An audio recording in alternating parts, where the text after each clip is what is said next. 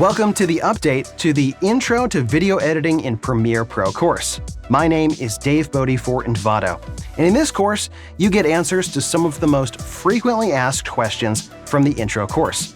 You will learn a bit more about exporting, dynamic linking between Premiere and After Effects, using the essential sound panel for dialogue, sound effects, music, and ambient sounds. You will learn how to get your audio from Premiere to Audition for editing and then back into Premiere in a seamless way. You will learn about some of the new audio effects in Premiere Pro to make great mixes. You will also learn how to make basic titles and animated titles with essential graphics. Learn how to export your own motion graphics templates, and learn how to use third-party templates for titles and transitions from Envato Elements. You will also learn how to use Proxies for faster editing, learn how to create a multi-camera sequence from a single high-res camera shot, learn how to use the Freeform view, use Auto-Reframe, and learn how to work with Captions. This is a big update to the original course, and there's a lot to learn. To get started, check out the first lesson on dynamic linking to After Effects.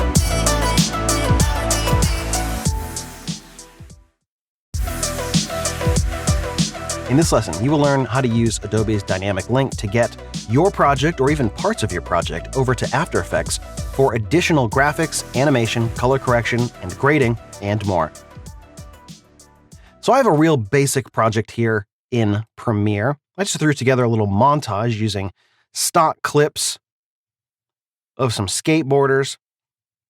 And right here, I have a stack of 3 clips that I'd like to do kind of a 3-panel. I have these 3 skateboarders, each one is doing a trick, and I'd like to do kind of a 3-up or 3-panel shot of this. And for sure, this can be done in Premiere, but it would be a lot faster to do in After Effects. And there's some things that, well, you can't do in Premiere because you don't have the same kind of plugin set.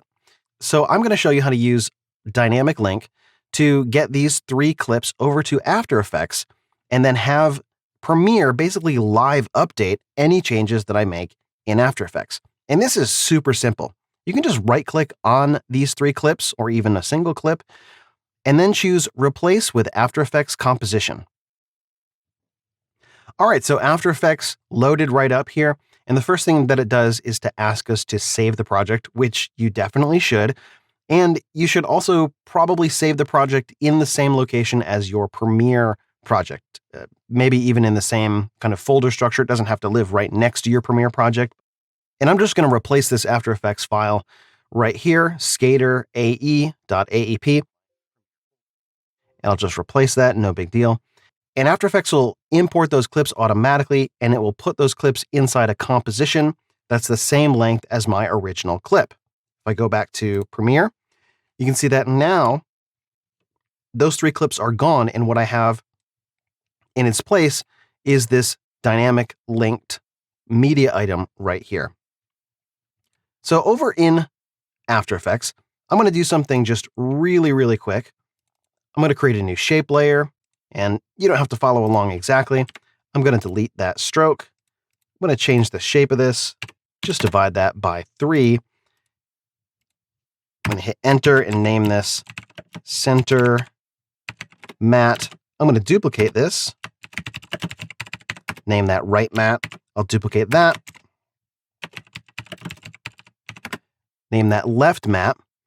And I'll bring up the alignment window because it's not already up here. Oh, there it is. Dock that right over here. I'm going to take the left one and align it to the left side. I'll take the right one, align it to the right side. And I'm going to use these 3 layers as track mats. So I'm going to drag them down above my footage layers and then select all of my footage layers and set them to alpha matte.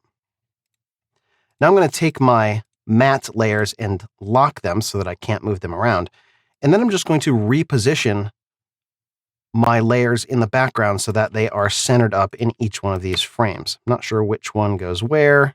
Okay, we got that guy over there. And then this skater over here. Really, really quick, really, really easy.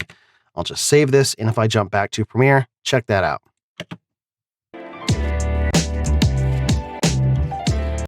Pretty easy, right? If we go back to After Effects, I'll use Video Copilot's FX console, and I'll pull up the tritone effect, which is a stock After Effects effect. Maybe make this one orange. I'll just copy that effect, paste it down here. Maybe make this one kind of, I don't know, green maybe. That looks cool. And the center one, maybe make this purple. Pretty cool.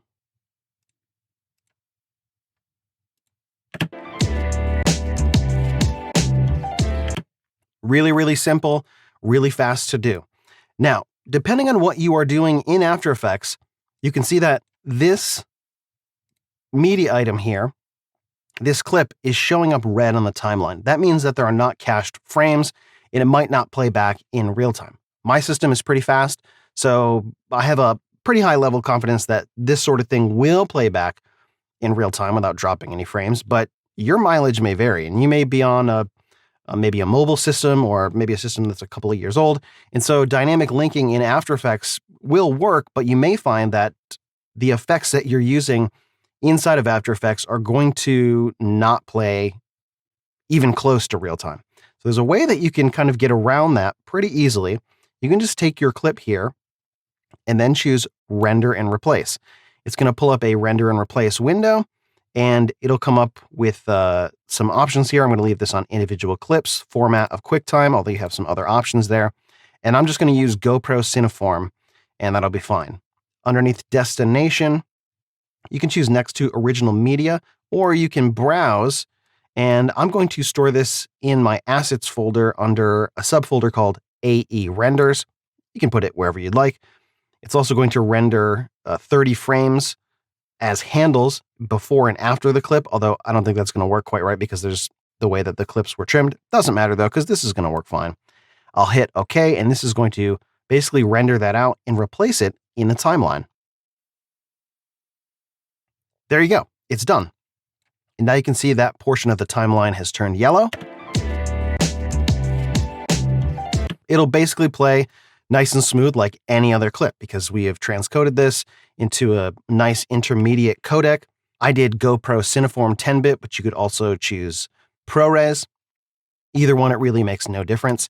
If you're doing something that has some kind of alpha channel, you'll probably want to pick one of those codecs that is labeled as having an alpha channel. So the only caveat here is that now when you go over to After Effects, any changes that you might make, maybe we want this to be blue. We'll save that. We'll jump back here. These will not update anymore. However, once you've made changes, you can just replace this clip right here. So you can right click on this and choose Replace Clip With.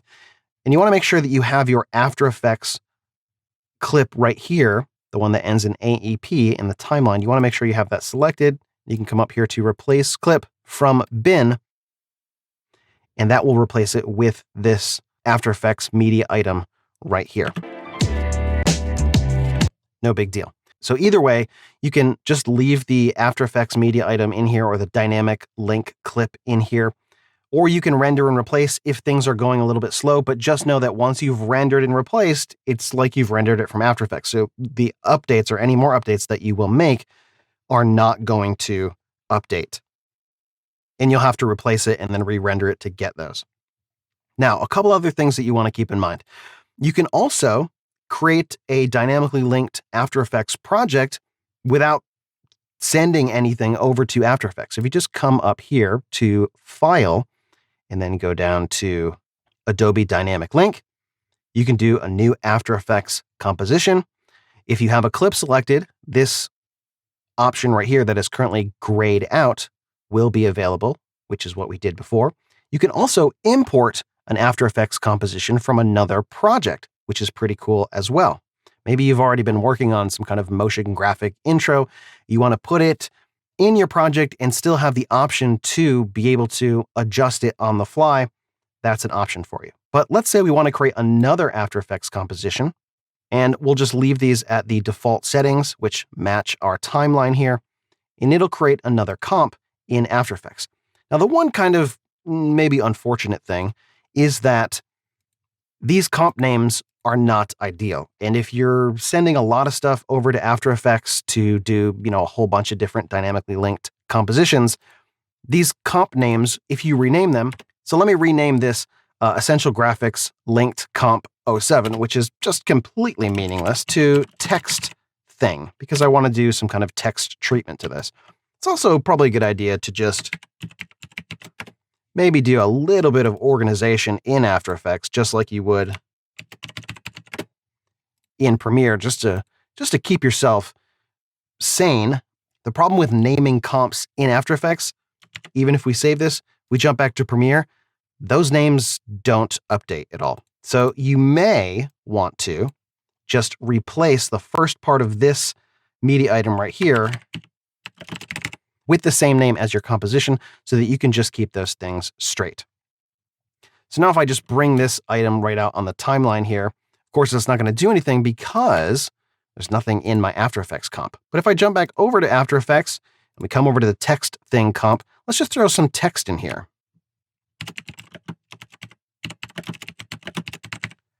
There we go. Some text goes here. That is obviously my favorite font.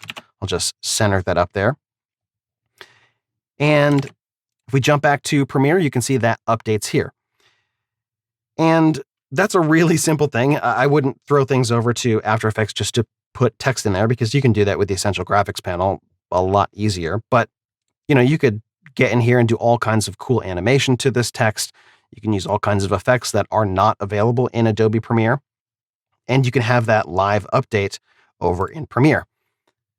The cool thing about using text for this kind of dynamic linked workflow is if you have your clip selected here, and you go over to the Effects Controls, and you jump over to the Master tab, check this out. Whoa. The text will update from Premiere, and this gives you a lot of flexibility. So you can design a really simple text thing. And this is really similar to how the Essential Graphics now works with the Mogert templates or motion graphic templates, where you can basically just update the text and the thing that was built in After Effects will update automatically. And this works even if you have multiple text layers. So I just duplicated that with Control D. More text. Check this out. Right over in After Effects. Whoa. It updates, which is really, really cool. Now, of course, this is a really simple example, and you can use the same idea to use all the great things in After Effects. Maybe you wanted to do some more advanced color grading than you can do with the Lumetri color panel.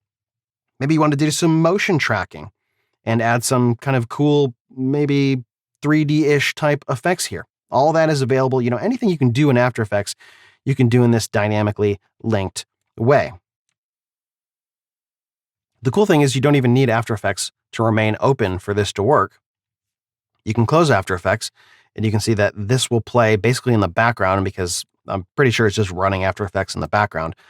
But you don't have to remember to open up After Effects, because I just closed that down, every time you open up your Premiere project. And anytime you want to go back and make a change, you can just right-click here and choose Edit Original, and it'll fire After Effects right back up, and you can get to work on making your updates.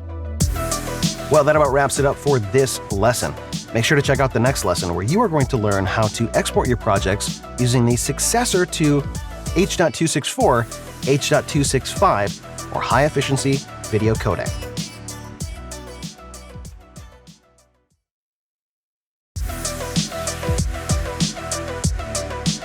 In this lesson, you're going to learn how to export your projects using the successor to H.264, H.265. So, H.265, or High Efficiency Video Codec, is the successor to H.264. And although H.264 is still very much a web standard at the moment for things like YouTube, Vimeo, Facebook, etc., you're going to see H.265 slowly start to take over, because H.265 is 25 to 50% more efficient. What that basically means is you can have the same size of a file and you're going to get better quality. Or you can have the same quality at a much smaller file size. Now, this is a big deal because online video is not slowing down in terms of its growth and its spread and its use for all kinds of different applications. And if you can get the same quality in a smaller package, you can bet that that standard is going to be adopted because storing big videos costs money. So thankfully, this is very easy to do using Media Encoder.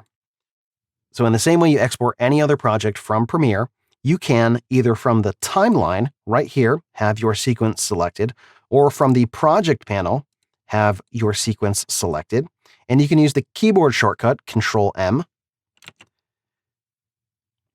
or you can come up to the menu, you can choose Export Media. Same thing. But I would learn the keyboard shortcuts. Now, you're probably most used to selecting H.265 or maybe some other format, but check this out. We now have the option to use HEVC, High Efficiency Video Codec, or H.265, and you're going to see there are some different options. But by and large, you can probably get away with using some of these presets. So if your composition is HD, you can choose the HD preset, and you'll see you'll get a very standard sort of resolution, although you can change that if you like. There are some other options down here in terms of what level you want to encode at, and this is something that you're going to want to check if you are uploading to a specific platform. Now, right now, sites like YouTube and Vimeo will accept H.265, but they do not have recommended specifications for what level or what bit rate to use. My guess is that you can basically get away with using the same thing that you would for H.264, but you'll be uploading a higher quality because if you're exporting at the same bit rate, it's going to be grabbing more information for the most part. Now, if you haven't checked out some of the options in Adobe Media Encoder, and this is just the exporter, but these are all the settings that Adobe Media Encoder will use, there are a lot more options than there used to be in terms of the effects, because now we can apply LUTs, we can do standard dynamic range, conforming. We had image overlay, name overlay, timecode overlay. I believe those were in the previous versions when the original intro to video editing in Premiere Pro was created. We also have things like a video limiter, a loudness normalization, and going through all of those would be its own mini course. And you can explore what all of those options do over on Adobe's site. They go into great detail. The one thing I do want to mention here that is new is this option right here for hardware encoding.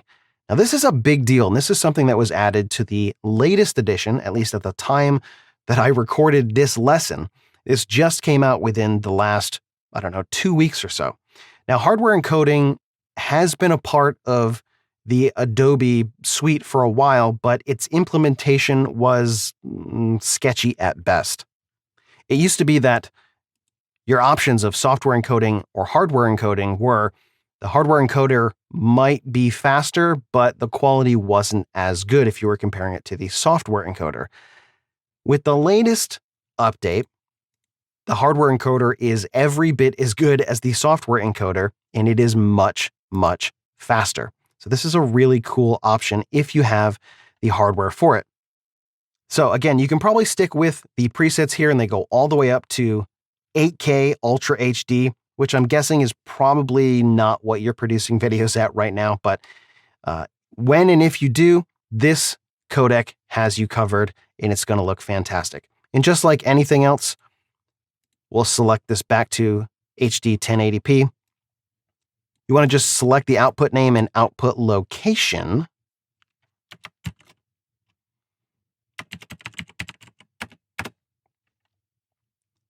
Click Save, and then click Queue, and this is going to go right over to Adobe Media Encoder. There it is right there. If you need to make any other adjustments once it gets over here, you can click on this preset and it'll open up that export window again, and you can change any settings that you need to, and you can just click the play button to start encoding.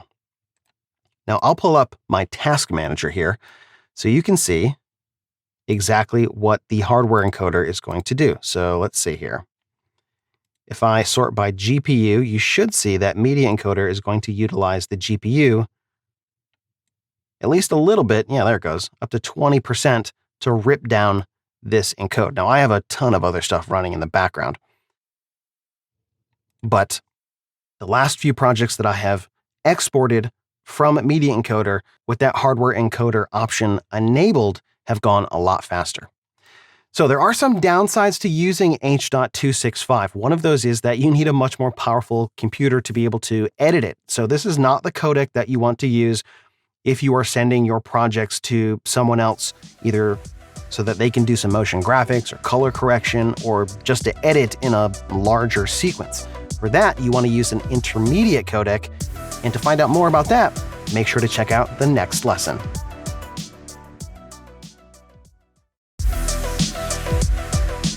In this lesson, you are going to learn how to export your projects to an intermediate codec like ProRes, Cineform, or DNX. The first thing you may be asking yourself is, what is an intermediate codec? And that's a great question.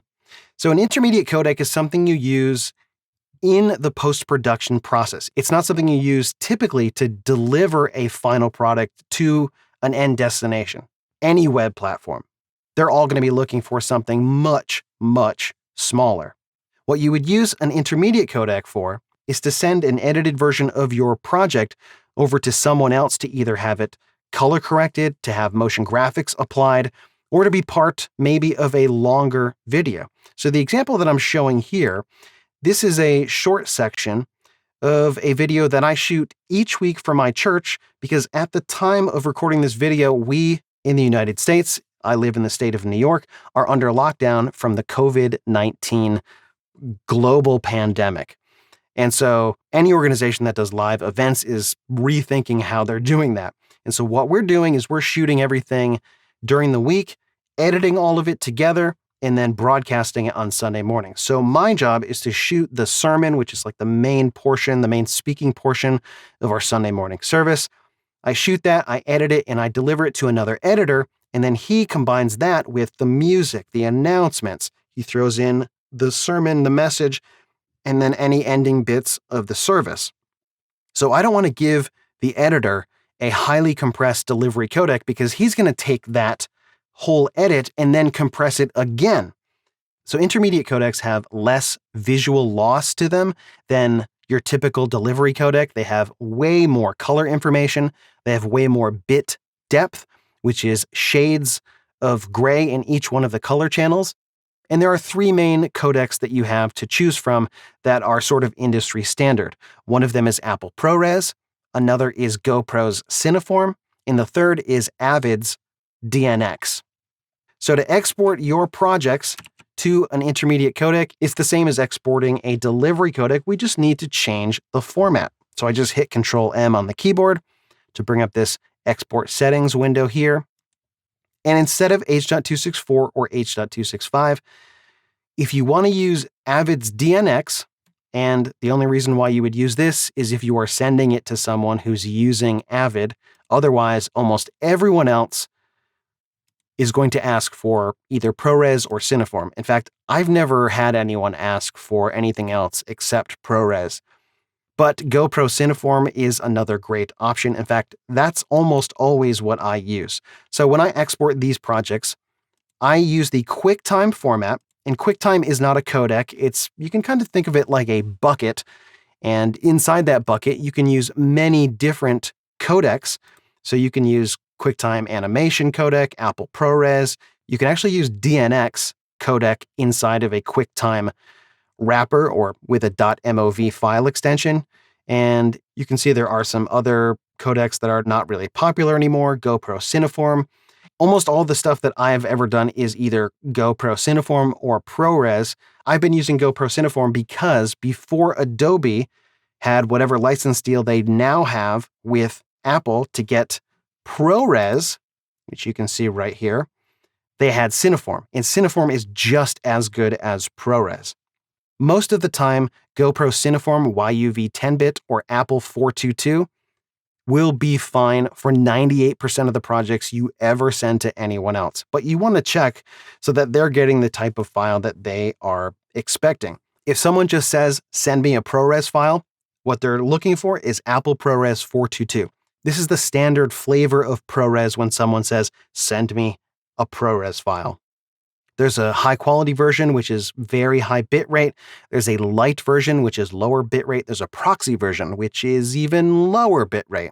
And then there are two ultra high quality versions one is with an alpha channel and the other one is not marked with an alpha channel, but this fourth 4 is where the alpha channel goes. So I don't know what's up with that preset there. But if you're ever exporting graphics from After Effects and they have a transparent background, you're going to need a codec with an alpha channel or a flavor of a codec with an alpha channel. So you would want to pick either Apple ProRes 4444 with alpha, or maybe GoPro Cineform 12-bit with alpha.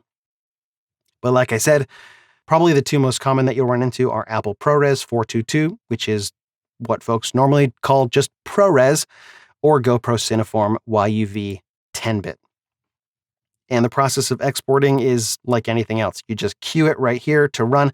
There are not a lot of options like there are with H.264 and H.265. For Cineform, you have a quality slider. The preset for YUV 10-bit is on 4, and it only goes up to 5. 5 is what they call, I think, Film Scan 2. 4 is Film Scan 1. Both 4 and 5 are nearly visually lossless. So they're both very, very high quality. If you use a preset for ProRes, you don't even get an option for the bandwidth because the bandwidth is in this ProRes preset. When you pick ProRes 422, the bandwidth is tied to whatever resolution your project is in. So if it's 4K, it's going to be huge. If it's 1080, it's going to be, well, less than 4K. But just to give you an idea, you can just queue it up in Media Encoder and it'll open right up. So it shows right up in Adobe Media Encoder and you can get that started. Now, last thing I want to show you is this is the output folder for a recent video that I did. This right here, this 6/7/2020 sermon, this is a 30-minute video and it's almost 48 gigabytes. So we're talking a big, big file size difference compared to a delivery codec. A delivery codec might be a fifth of this size, maybe a tenth of this size. For a 30-minute H.264 video, I'm thinking maybe 4 gigs is what it might be if it were H.264. So major, major difference here. And if you're sending things through the internet, like I've been doing for the last few months, you need to make sure you have a pretty fast connection to be able to upload files that are this big. That about wraps it up for this lesson. Coming up in the next few lessons, you're going to learn about some new audio workflows, including the Essential Sound Panel. In this lesson, you're going to learn about the Essential Sound Panel and how you can use it to punch up and clean up your dialogue for better mixes. I have a really simple project open here, and before we jump into the Essential Sound Panel, which you can see over here, I just want to play a little bit of this project for you so that you can get an idea of where we're starting from in terms of the mix and where the dialogue is at. And in this lesson, we're going to be talking mostly about how to treat dialogue or kind of talking tracks. And then in the next lesson, you're going to be learning about how to use the Essential Sound Panel for treating your music, sound effects, and ambience. So I'm going to go back to the beginning here. Hi everyone, my name's Nate Ransom, and I wanted to tell you about a project that my brother-in-law Chris and I have been working on for the past several months. The project is a children's book that we've titled Ducks on a Boat. And we're looking for some input from the community and a little help getting over the finish line as far as publishing costs go. So one of the things we really think is exciting about this book and this project that we're doing is the characters that we've come up with. We've started with the idea of ducks. All right, I think that's good enough. So you can hear there are a few issues that need to be addressed. And this is a simple project. I have all of my dialogue stuff here, which is just, it's really a monologue, but I call it kind of a talk track, right? This is where all the talking lives. It's just one person speaking throughout this. Then I have a music track. I have some sound effects of some ducks and some water kind of ambience down here. And that's pretty much it. It's all really simple, but you can tell that we have kind of a level problem with the dialogue. It starts off and it seems like it's about the right level or volume, if you will. and then it gets too quiet, and then the music comes up seemingly on its own. It's actually in the track that the track kind of builds and gets louder with its intensity, and then it sort of obscures the dialogue, and that's something that definitely needs to be addressed. And I'm going to do that with the Essential Sound panel. Now, if you haven't brought this up before, you can come right up here to the menu, go to Window and Essential Sound, and that will pop up. There's also a dedicated audio workspace, which you can click if you have your workspace bar up here. And I'll just reset this to the saved layout. And that's something you can use as well. I actually don't really like the audio workspace. That doesn't really work for me. So I'm just going to go back to editing with the Essential Sound panel open here. So the way that this works is in your timeline, in your sequence, you select the clips that are the dialogue, right? So I'm selecting all of these clips here, and I don't have to select all of the video portions because a few of them are unlinked from the video. It doesn't really matter. I'm only concerned with the audio here. I'm going to select all of those and then tag them by clicking this button as dialogue. And when I do, it's going to open up this very specific tool set here that is geared towards dealing with audio. I'm just going to collapse these. There's 4 main sections. We have loudness, repair, clarity, and creative. Each one of the sections actually has loudness, and I think it's probably the most useful out of all of them, because a lot of times you're dealing with clips and they're recorded at various levels, or maybe the camera has some kind of auto gain thing. And leveling out your clips is an important part to making this sound great. So all I need to do is click this auto match button, and you can see in the timeline here what's going to happen. All of these now are loudness matched to have the same loudness. Now, loudness is a much more advanced process of analyzing the sound over time, and it has much more to do with how we perceive loudness rather than what is the loudest sample in each one of these clips. Dealing with the loudest samples in each one of these clips is more of a peak normalization process, and that doesn't do nearly as good of a job as loudness matching, which the Essential Sound panel handles really well. So now with just that one operation, I'll play the first few seconds of this. Hi everyone, my name's Nate Ransom, and I wanted to tell you about a project that my brother-in-law Chris and I have been working on for the past several months. The project is a children's book that we've titled Ducks on a Boat. And we're looking for some input from the community and a little help getting over the finish line as far as publishing costs go. So one of the things we really think is exciting about this book and this... So already we're in a lot better spot than we were just a few minutes ago. It's not perfect, the music needs to be addressed, but we're going to look at that in the next lesson. So I should say at this point, if you ever deselect your clips like I just inadvertently did, you can get back to the selection you had with all of your dialogue clips by just clicking this button over here in the Essential Sound panel, and that'll select everything that you have tagged with dialogue. You can also clear the audio type right up here if you've selected something that you don't want to be grouped with all this other stuff. You can clear the audio tag, and that will get rid of that, and it'll reset everything. It'll pull all the effects off in the loudness matching. So I'm just going to undo that. Now we're reset to where we were before.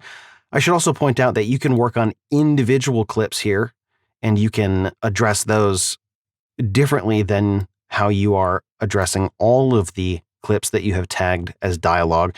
That becomes a little bit more complicated because there's no way to identify which specific clips have different settings applied. So in general, I prefer to just set them all the same and then come up with a different way to address individual clips that need more or different attention.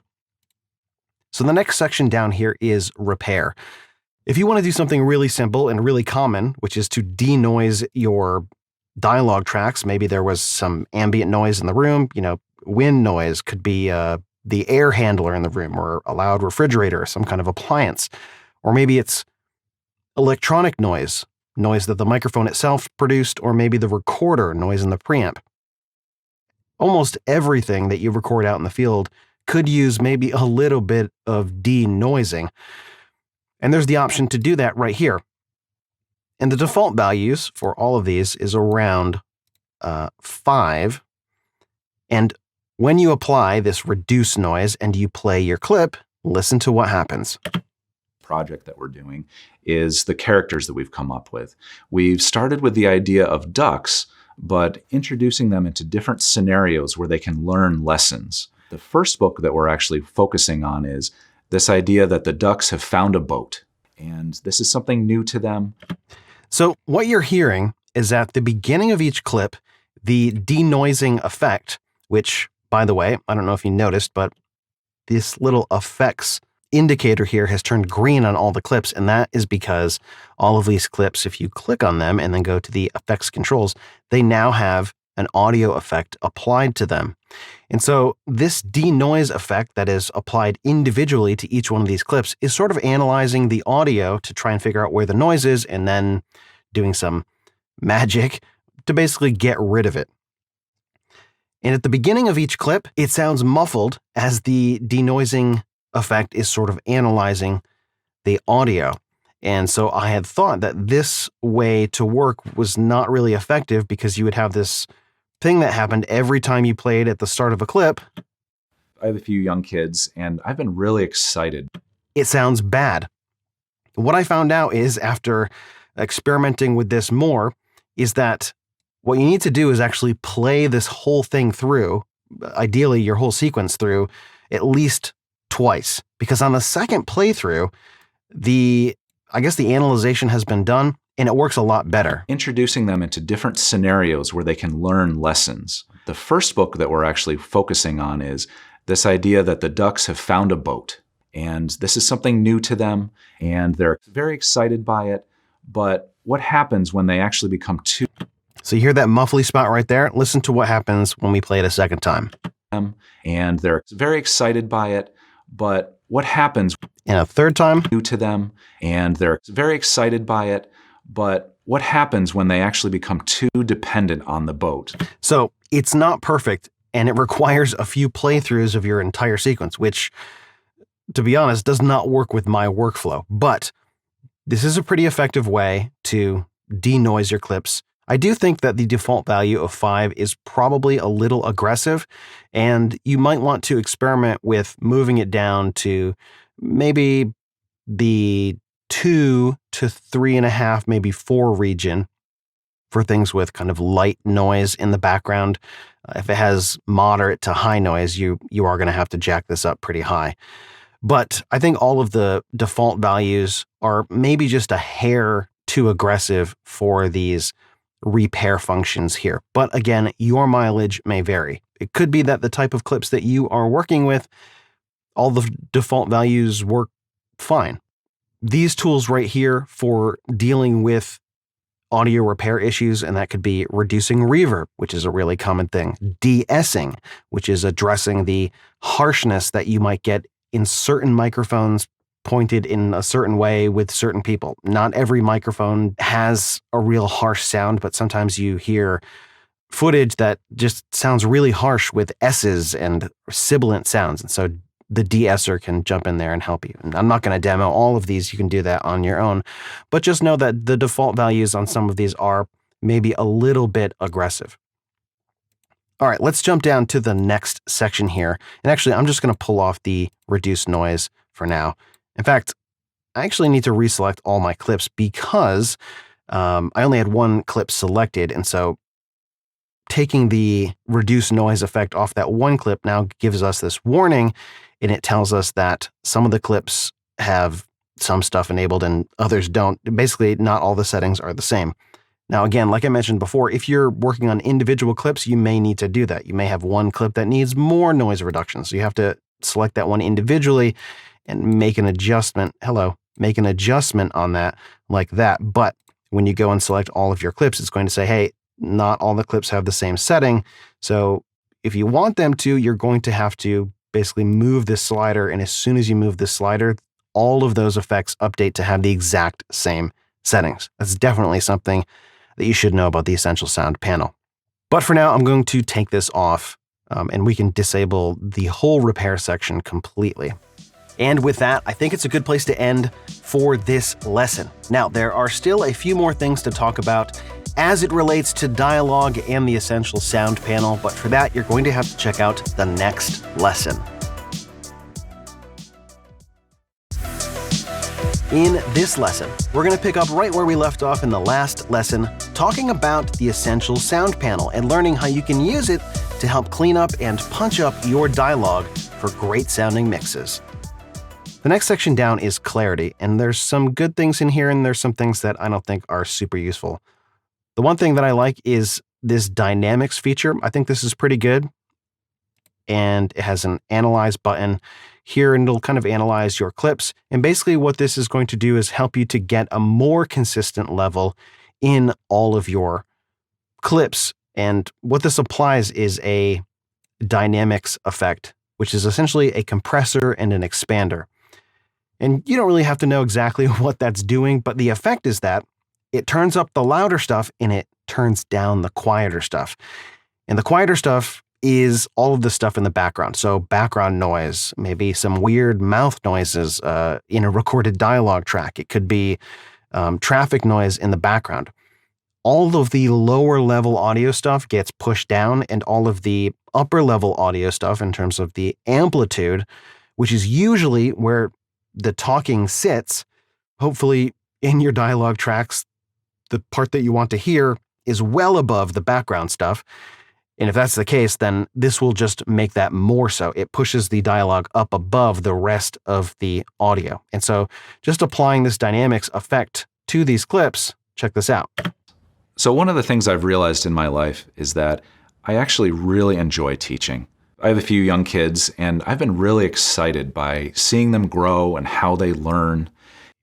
It makes it a lot more consistent because things that are really loud get compressed a little bit, but overall, this is just a nice smoothing effect.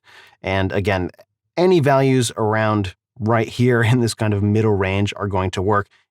The next section down is EQ. And I'm kind of 50-50 split on this EQ setting here in the Essential Sound panel. I like the first kind of 6 presets that it has for background voice, intercom, locked in the trunk, old radio, on the telephone, outside the room. Yeah, that's 6. I think all of these, the EQ preset is actually pretty good. If I wanted to, for example, make this clip right here sound like it was on the telephone, check this out. What I like to see is taking this general idea of ducks that are learning lesson. I think that's pretty good, actually. However, the other options that it has here for podcast voice, subtle boost, that public radio sound, and vocal presence, I don't really like these as much because I think the curves are not in the right area, at least for me. And the microphones that I use and what I like to hear, I don't think they do a great job of doing a subtle male boost. It does boost something, but I don't think it does in a way that makes it sound nice. Take a listen. And kind of expanding it over a number of different ideas. And these books, you're going to actually get to help us pick where we should focus. One of the areas I am particularly passionate about is different types of technology and the ways that these ducks could learn lessons about how it works and why. Some of the other areas we've discussed. Now, all of those are not bad. They're just not that great. And there's better ways to EQ using the track mixer and a nicer parametric EQ effect. But you may find that one of these presets works great for you. Again, your mileage may vary. Finally, we have the enhance speech option down here. Ways that these ducks could learn lessons about how it works and why. Some of the other areas we've discussed are actually things around freedoms or the way you would treat others and things like that. So now that you've heard about our project, how can you help? It does enhance the voice. I'll give them that. I don't think it sounds quite as nice, but again, you're listening to something that was recorded in my studio with a really pretty nice microphone and some decent preamps. It does have a tiny bit of noise on there, but you may be dealing with audio that was recorded maybe with a lavalier mic under a shirt, and that is usually going to sound kind of muffly, and so you may need a little of this enhanced speech effect to be able to give that a little bit of punch to be able to sit right in the mix.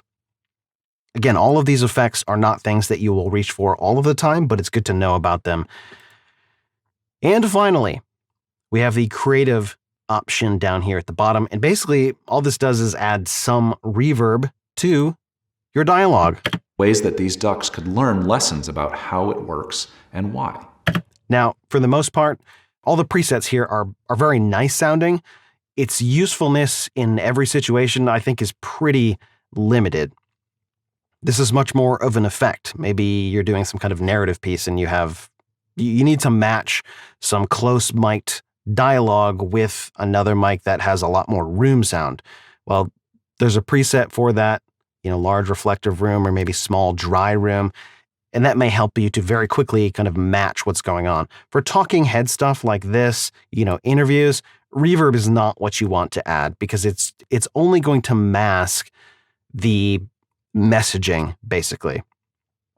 If you have to do some kind of pickup voiceover where you recorded an interview like this in a quite reverberant space and you needed to match that, that's when you may want to reach for this option here and put a tiny bit of reverb on that voiceover pickup. Maybe that pickup is over some B-roll so you can get away with it.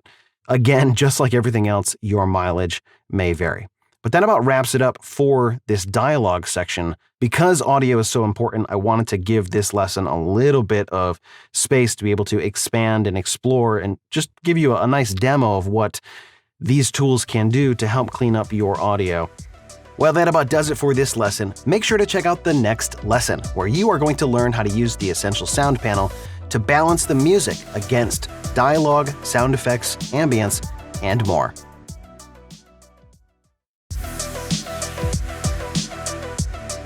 In this lesson, you are going to learn how to use the Essential Sound panel to deal with sound effects and ambience.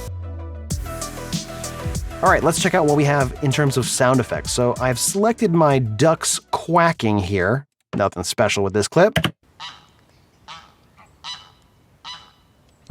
So again, we have a loudness auto match, and I'll zoom up on this duck quack clip. It could be a tongue twister, and let's just see what this is going to do. All right, so this made it too loud. That we've titled Ducks on a Boat. So again, we can reset this and maybe give it another try here. But yeah, that's not going to work. But this would be good. Okay, stay with me here. That didn't work very well. But if you had multiple sound effect clips, right, and this is very common when you're dealing with sound effects, is that the level of those sound effects is not going to be equalized between them. You may have a big sounding explosion. You may have something really, really quiet. Right, so this auto match here is nice because it's going to make a very level playing field with a bunch of different sound effects. Now, I just use it on one, but you could see how that could be very, very handy. And then you could bring the level down using track keyframes for volume to mix against the rest of the things in your project. Another option we have here is reverb. This is, again, something that'll work maybe a little bit better with high impact kind of sound effects. And we're looking for some input from the community and a little help getting over the finish line as far as publishing costs go. That sounds pretty good. The nice thing about reverb is that it has the effect of pushing things in the background. So you can select something like heavy reverb and maybe just dial it up a little bit more. On a boat. And we're looking for some quick way to add some reverb. I think it's pretty cool. I wouldn't use it in this particular instance, but you have that option. Finally, there's a pan option. This is kind of nice if you have a bunch of sound effect clips that you need to manage their position in terms of their stereo imaging, right or left. This is a quick way that you can do that, and you don't have to go into the effect controls. So you can just move this right or left, and it's pretty simple to do that. You'd be surprised at how much clearer you can make a mix by taking some sound effects and moving them around. I mean, if you had sound effects that were matching something happening on screen, you'd want to match those to, if you had an explosion over here, you wouldn't pan it to this side. You'd probably pan it over here. So that's nice in that respect, but also if you have a lot of things going on, spacing those out in terms of right and left can really open up your mix a lot more. So experiment with that.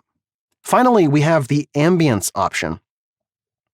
And looks like I've messed with this before. So let me just reset this a little bit. Actually, I'll just clear that audio type and then reset that again so you can see at any point in time, if you need to clear the audio type to remove like all the stuff that's happened to it. Maybe you were like, oh man, I have screwed this up really bad and I just want to start over, to get an idea of what some different processes will sound like. Just go ahead and select your clips, or, you can click dialogue and then clear the audio type. And when you do, it'll remove all the audio effects and it'll reset all of the loudness. So let's look at ambience.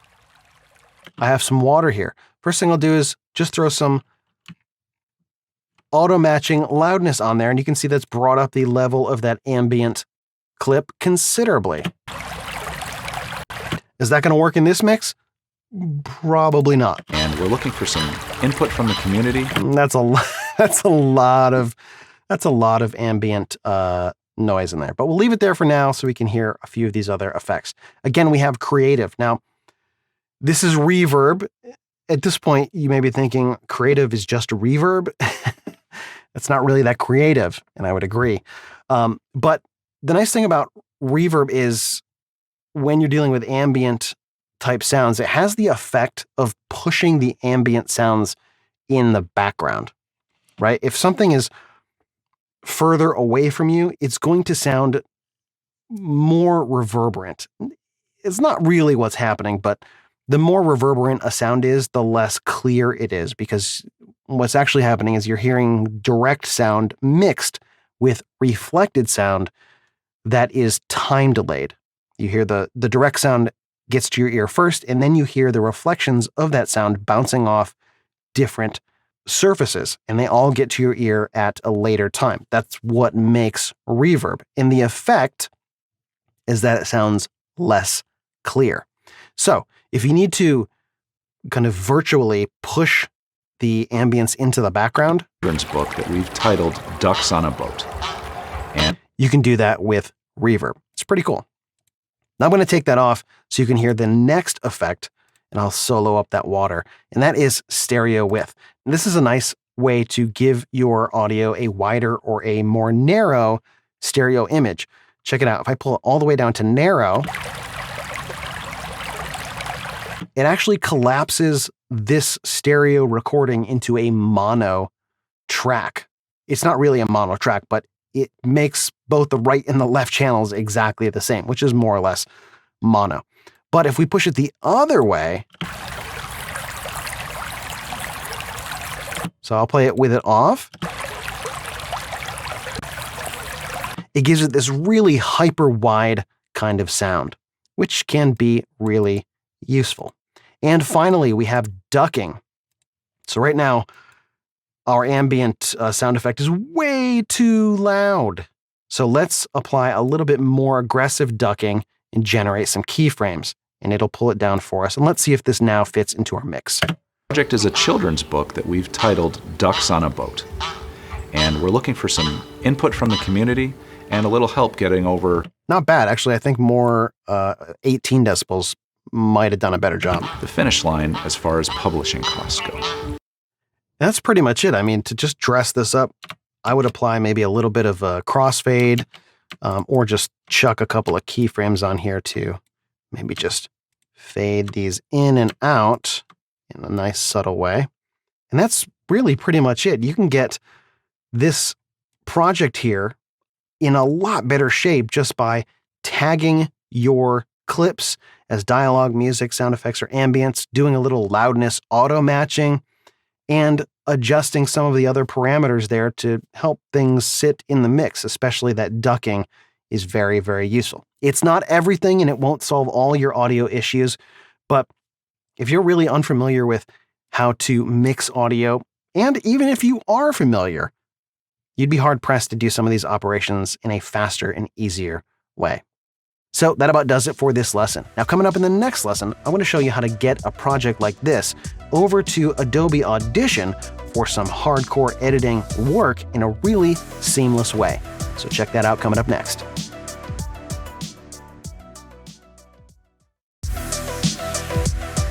In this lesson, you're going to learn how to use the Essential Sound panel to help you to mix and balance music against dialogue, sound effects, ambience, and more. So where we left off, we took a look at the Essential Sound panel for dialogue, but now let's check out what we can do when we select one or more pieces of music in your project. In this case, I just have one, and we label that or tag that as music. Now, I didn't mention in the last lesson, but there are some presets up here, which you can experiment with. And these will do a bunch of different things at once. Again, if you're doing something really quick and dirty and you don't have a lot of time to mess with some things, this can get you pretty close to where you want to be, possibly. It's something to experiment with. But let's just go through the options individually really quick. The first one, just like in dialogue, is loudness. Now, loudness is another nice feature to have here because I think for a lot of folks, they may struggle with balancing dialogue versus music. What sounds right to one person may sound like way overdone in terms of the music. It's got too much music and not enough dialogue, or I can barely hear the music in the background, that sort of thing.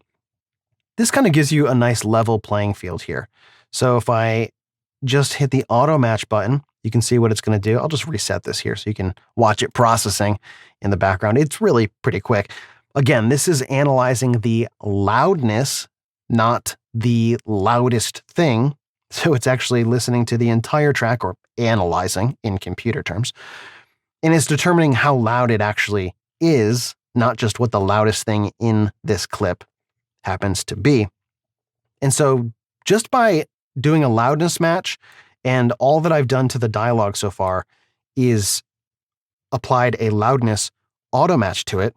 Check out how it sounds compared to when we first started. Hi everyone, my name's Nate Ransom, and I wanted to tell you about a project that my brother-in-law Chris and I have been working on for the past several months.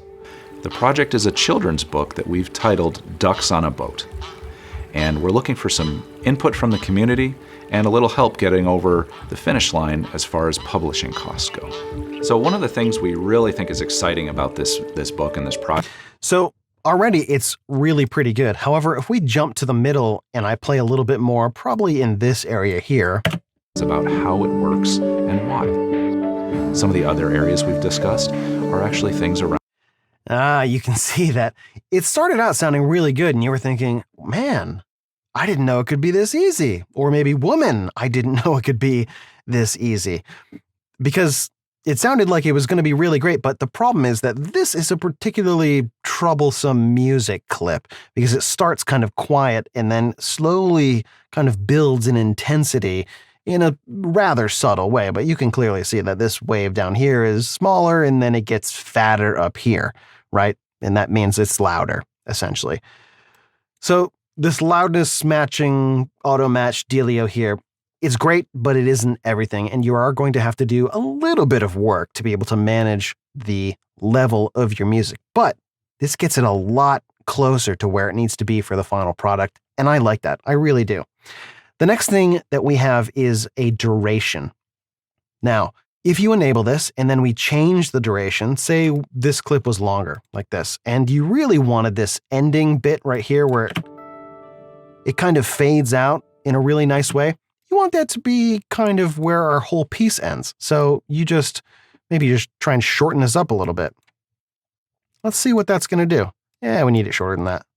Okay, maybe a little longer. Yeah, something like this. Yeah, let's hear that. Oh, hang on. It's got to render this first. No big deal. We'll just let that render in the background there. What? Hang on. Wait, hang on. Was it? What? That sounds weird. Pick through the different. Here's the thing. This duration option here does not do something fancy or clever. It basically does the same thing as getting the rate stretch tool, which I can select by hitting R, and just scooching it in like that. Funding levels. Except that it pitch matches it. So it brings the pitch down to where it was before. So it's not a great option. It is an option, but it's not a great option because it's essentially just increasing the speed of the music and then pitch shifting it down. And those two processes do not sound great.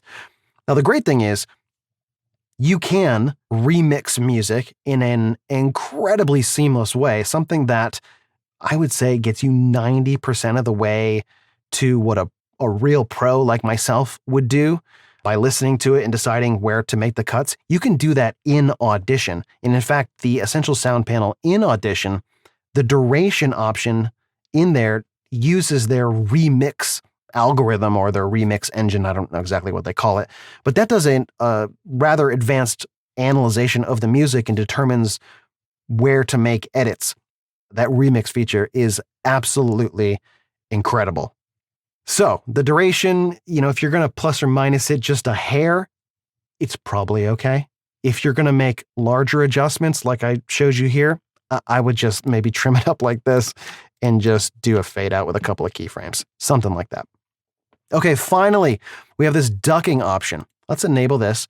The ducking option basically will pull the audio down, which is what ducking means, right? It'll duck it to get it out of the way of something else. And that something else is something that you can determine right up here by enabling one of these buttons. Now, by default, which is what you want, I would say most of the time, the audio will duck against dialogue. That's what's enabled right here. But you can also have it duck against music or sound effects or ambience or duck against any clips without assigned audio types. So it's pretty cool. And we have some options here to adjust sensitivity, the duck amount, and the fade times. But if we leave them at their defaults and just click generate keyframes, we'll see that it will do something. Now, I don't know exactly how it's going to handle this end fade here that I did, but there we go. It just got rid of it completely. So we'll have to deal with that again, which is no big deal. You do that in less than 1 second. But now our audio is going to be at a little bit more of an appropriate level here, especially in this middle section here, where you can see that the audio gets a little bit louder. Let's check it out. And the ways that these ducks could learn lessons about how it works and why. Some of the other areas we've discussed. Now, I'd say that that's probably really pretty close to how I would mix it. I'd probably bump it up a little bit, but if you were a novice, I'm not sure you could really get it better by fussing with it too much if you didn't know what you were doing. Now, as you saw, it didn't really generate a whole lot of keyframes, and that's because all this dialogue is jammed. It's like really compressed. It's just talk, talk, talk, talk, talk, talk, talk. If there was a space in here, you select this music again and generate keyframes, what you'll see is that it will push the audio up here. Drum roll, please. There we go. It does a good job of bringing the level up when there's no dialogue and then bringing it back down when there is dialogue. It works pretty well, I'd say, doing that. Boop, boop. Let's just undo all of that. So there you go. That's what you have in terms of options for music. Well, that's a great place to stop for this lesson. There is a little bit more to explore with the Essential Sound panel in dealing with sound effects and ambience, and you're going to learn all about that coming up in the next lesson.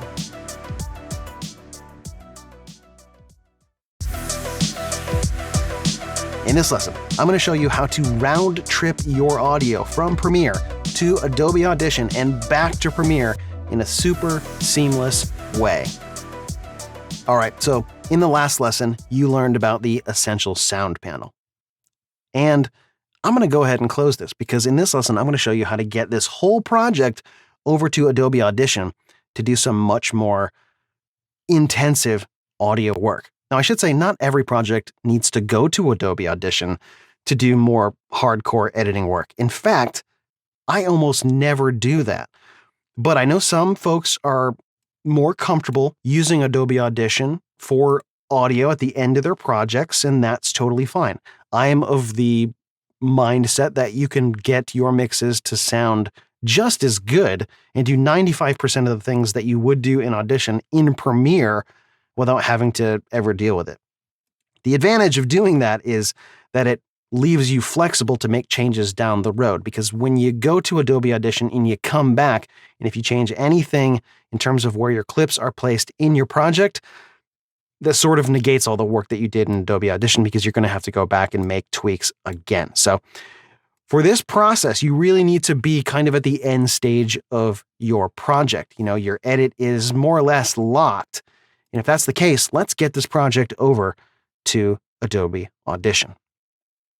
If we want to get this whole sequence over to Adobe Audition, we can just come up here to Edit, Edit in Adobe Audition. If I had a single clip selected, we'd have the option to send a single clip over, but I'm going to send the entire sequence over. And this is how it's going to work. It's going to come up with a pop-up window here. We can name this. I'm just going to leave it at Ducks on a Boat 2 because that is the sequence that I'm working on. We can set a path for this, and I've already created a folder in this Kickstarter video project folder, and that works for me. We have a bunch of other options here for the selection, whether we want to send the entire sequence or an in and out. How we want to send the video, I would recommend sending it through dynamic link or not sending it. Exporting it through DV Preview Video is kind of an older way to do it. Audio handles, this gives you the option to have a little bit extra on the beginning and end of each audio clip. That can be useful depending on your workflow. And then what to do with the audio clip effects. Do you want to transfer the settings? And the same for the audio track effects. Do you want to transfer the settings, remove all, or render clips with non-transferable effects? If I had effects on these clips, most likely all of them would transfer over fine. If I had audio track effects, they would also transfer over unless you're using a third-party effect that you do not have enabled in Adobe Audition. But by and large, everything that you have in your Premiere project will transfer over. In fact, let's just take a look at another project. This is the same project right here. And in this case, I have effects, and some of them are third-party effects. Things like this limiter number 6 here. This is not a stock effect. But if I go to Edit in Audition, I leave all these at their defaults and I click OK. It says this directory already exists. We'll just overwrite it, no problem. Now, unlike the old way to do this, it's not actually going to render and replace all of my audio inside Premiere, which I think is really handy. That always annoyed me because it basically locks you into whatever you had in Premiere, and I don't like that. Everything in Premiere remains untouched unless you need to render things out because you have effects that won't transfer over. So the cool thing about this, and I actually did want to show you this other project, is that all of your settings in Premiere, keyframes, your crossfades, even, check this out, your effects, if you don't have this toggled on here, your track effects, bada boom, de-reverb, de-noise, dynamics processing, even, scroll down here to the bottom, our master bus effects, loudness radar, limiter number 6, multi-band compressor, they're all here. And all of the settings that we had in Premiere are in Audition. That is pretty cool, right? Thank you for that round of applause. You don't have to clap for me. It's fine. You're clapping for Adobe. Like I mentioned before, if you want to do work in Adobe Audition, right? Maybe you want to remix this. Check this out. In the Essential Sound panel, I just labeled this as music or tagged it as music. I'll click on the duration. Instead of the stretch option is the only option, I now have the remix option. Now, again, I told you that it may not work for this clip because this clip does not have a very definitive pulse in terms of its percussion, right? But for most things that have a very definitive pulse, for you non-musicians, that's some kind of music track with some nice drums in it. You know, it doesn't have to be house or techno. It could be any style, but something with a definitive pulse. This remix feature is awesome. It is very, very cool. So we can maybe shorten this down, and what you'll see is it'll put in some edits here, and when you go and play over those edits, did you hear that? It was seamless. Now, to be fair, this part does have some percussion, so full credit, this worked pretty well. I mean, wow. There's no way you could do that faster. So this remix feature is pretty awesome. I don't use Adobe Audition a tremendous amount, if I'm honest, because I can do almost everything in Premiere, including, because I'm a musician, I can mix and chop up my own audio. And I prefer to do it that way so that I get the chorus or I get the intro just where I want, and I can reuse little parts here and there. I can do it in a way that makes sense to me musically. This remix feature is not going to know that this is a more intimate part of the video and you want a softer part of the music there. However, it can do an incredible job of taking a music track and just making it shorter, making it longer. Way better than you could do if you're not a pro musician. That I can guarantee. But you can do all kinds of things in Adobe Premiere. You can analyze your audio. You can fix, if you have a clip like this that's particularly troublesome, you can double click on it, open it up in the waveform editor here. You can make adjustments to things like this, selecting various parts of your audio, fixing the level. You can also bring up this thing down at the bottom and look at the spectrogram or spectrograph view, and you can select like some bird chirping sounds or maybe a dog barking in the background or something and get rid of it completely. So you've got these options. You got the waveform editor, you have the multi-track editor, you have a lot more effect slots that you can do. So right now I have 4 effect slots, and in Premiere, I believe there's only 5 available. There's only been a handful of times when I've ever needed to use more than 5, but it's really doubtful you're going to use more than 16. If you use more than 16 effects, you need to reevaluate some things about what you're doing. Lots of stuff you can do in Audition. Particularly one of the things that I love about Audition is the way that you can select clips and use this crossfade dealio here. I think this is awesome, the way that it crossfades, and you can adjust the shape and the size, if you will, of this crossfade. And there's other options to make it asymmetrical or to make it linear. I think this is really cool. You can't do this in Premiere, so it's really great. Anyway, when you're done, save your project. Right, I'm going to save this in that location that I set up there. Bada boom, it's saved. Now we need to export this. Now, you could just export a multi-track mixdown, just a stereo file, or you can export to Adobe Premiere Pro. When you do this, you also have some options. Now, before I do that, I'm going to go ahead and label, which you might want to do, all of my audio tracks so that when they get exported, they will have the correct labels, because if you leave them as their default, they're just going to get exported as audio 1, 2, 3, and 4. That may not be very helpful for you down the road. So once again, I'll just save this really quick. Bada boom, good, done. Export to Adobe Premiere Pro. We have some options down here. We can mix down the entire session, or we can export each track as a stem.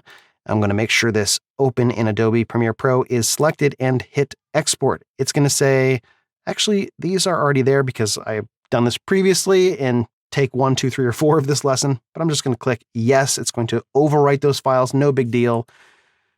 All right, it's going to do that, and it's going to open up in Premiere Pro. Drum roll, please. That was pretty fast. Now we get this dialog box that says copy Adobe Audition tracks. Where do you want to put them? I'm going to put them in new audio track. Check that out. There they are right there. All I need to do is mute my originals. Hi everyone, my name's Nate Ransom, and I wanted to tell you about a project that my brother-in-law Chris and I have been working on for the past several months. The project is a children's book that we've titled Ducks on a Boat. So just like that, we can get this mixed in Audition. We can pull it back into Adobe Premiere Pro. Now here's the thing. If we need to go back and make adjustments, let's say that we don't like something happening in the mix here, we can remix it a little bit in Premiere, but if we want to go back and do something in Audition, all we need to do is right-click on any one of these files and then just edit original. Now, I know you would think that you might want to edit clip in Audition, but if you choose edit original, it's going to reopen that Adobe Audition file instead of just importing that one clip into Adobe Audition. Then you can make your changes. and you can re-export just like you did before. So we'll just export to Adobe Premiere Pro. I'm going to leave everything exactly the same, except this time I am not going to open in Premiere Pro. I'm just going to click Export. It's going to ask me if I want to overwrite the files, and I do, because just imagine that I've made some changes here. And I click Yes, and it's going to overwrite those files. And if you watch right down here, see that? They just updated. And so now those files have been overwritten, and you don't have to worry about dealing with more files that have been imported. If I left that checkbox open in Premiere Pro and I didn't overwrite the files, or even if I did, it would still re-import them into the project here, and then I would have a duplicate set of files, audio files with the same names. It becomes confusing. So as long as you deselect that open in Premiere Pro and you overwrite the files, it essentially just overwrites these tracks right here, and it updates in Premiere Pro. Now, the nice thing about exporting stems as opposed to exporting a full mix is that you can leave your master bus effects on, the things that are going to adjust your overall loudness of your entire mix and take care of your limiting and things of that nature. It did bake in all of my track effects when I exported those stems. So all of the track effects, the things that I had like denoise and de-reverb, all of those effects are applied, which is fine. I don't need to reapply them in Premiere here. So all of that stuff is baked into these tracks now. And the only thing that I really need to do is make sure that I have some limiting and things of that nature on my master bus, and I'm good to go. So it's a really seamless way to get in and out of Adobe Audition. I will say really quick before we wrap this lesson up, you can also import a file in Audition, and instead of just like a wave or something, you can actually just pick your Premiere project and you can open up your sequence in a similar way that we sent this project over to Audition. You can just open the project directly in Audition and do the same process to get it back inside of Premiere. Really simple, really easy, and I hope that you found that useful.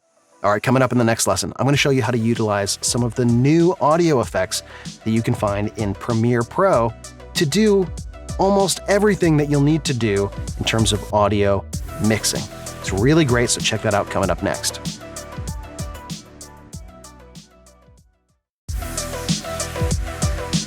In this lesson, you're going to learn about some of the newer audio effects available in Premiere Pro to make your projects sound great. So if you haven't used the audio track mixer before, that's what I'm going to be showing in this lesson. And to get it, you can come up to the menu here and just go down to Audio Track Mixer and open that up. The Audio Track Mixer is not what you see in kind of the standard editing layout. If I reset this to the saved layout, by default, it shows you the Audio Clip Mixer. I don't find that very useful. I can very quickly, in any one of these clips here, just control-click on the track volume or the track gain here, and that will give me a little keyframe, and I can move it up and down, and I can basically mix it like this. It's a quick way to do it. I've been doing it for years, and I think it works pretty well. And so for most of the dialogue stuff, what I do is I will get it all lined up and do my edit, and then when it comes time to really refine the audio, I'll select all of my audio for the dialogue, and then I'll bring up the Essential Sound panel. I'll mark it all as dialogue, and you'll see it is already marked as dialogue. And then I'll auto-match the loudness, and then I'll close the Essential Sound panel because that's basically all I use it for. For all of the rest of the audio treatment, I do that in the track mixer. I created a workspace here that has only the things that I like and I use and gets rid of the stuff that I don't use very frequently. But if you want to bring up that audio track mixer, you just come up here to a window and then audio track mixer. So in the audio track mixer, I usually will keep all of my talk tracks in the first 2 or 3 or 4 slots, or all the dialogue tracks, if you will. And then I load those tracks up here in the audio track mixer with some effects. These are not audio plugins that were released in the last edition. They're actually a few years old. But since my original intro to video editing in Premiere Pro, these are some new and updated effects. So let's start with the EQ. This is something that I use a ton on dialogue, sometimes on music, although usually music is pretty well produced and it doesn't need corrective EQ, although sometimes you will need to throw an EQ on to carve out some frequencies for speech intelligibility. But we're just going to be taking a look at basic kind of dialogue stuff in this lesson. This is a really nice updated EQ. I really like that we have a high pass filter with a variable slope. So what this means is we set the high pass frequency and it's only going to pass frequencies above this point, and below this point it's going to reduce the amplitude or intensity, if you will, of those frequencies by differing amounts. So if we set this to 6 decibels per octave, you can see that's a very smooth roll off. And so you can very carefully roll off in various amounts the low energy off dialogue tracks. And this is something that I always do with dialogue tracks because none of this information below like 50, 60, 70 hertz is really useful, but it can sneak into mixes and cause some weird rumbling and obscure other tracks with low energy. So I just get rid of it. And then I just use the rest of these nodes, and there are quite a few of them. There is a low shelf and a high shelf, and then there are 5 fully parametric bands of equalization. Now, just like you saw in some of the previous lessons, the denoise effect, which is very good, is available in this audio track mixer, along with a de-reverb effect, which is also very good. I normally don't use denoise and de-reverb on every single track. Usually I will apply some denoise on a dialogue track because there's usually just a little bit of noise depending on how much it bothers you or how audible it is. The stock denoise effect is excellent. Even if you jack up the amount like all the way to 100%, it's still pretty great sounding, although I don't recommend that unless you have seriously noisy audio. But these are both excellent effects, and I use them all of the time. Another effect that I think is fantastic is this dynamics processing effect right here. And by the way, you can load these effects by just clicking into any of these empty slots here, and then they're all categorized. So amplitude and compression are dynamic type effects. These are things that affect the amplitude of your signal. But you can find the rest of the audio effects all categorized here as well. This dynamics processing effect is really nice. This is basically a compressor and an expander all in one. And the thing that I like about it is that it has a really nice visual to it where you can see the audio coming in and see exactly how you might want to set this up based on the audio coming into this input-output graph here. So this is really nice. It's got a spline curve, which without this is a little bit harsher sounding, I think. So I usually will enable this spline curve, which gives a softer curve to this compression slope here. It also has a nice settings section where you can adjust the look-ahead time, the level detection, the gain processing, and the band limiting here as well. It's a really great effect.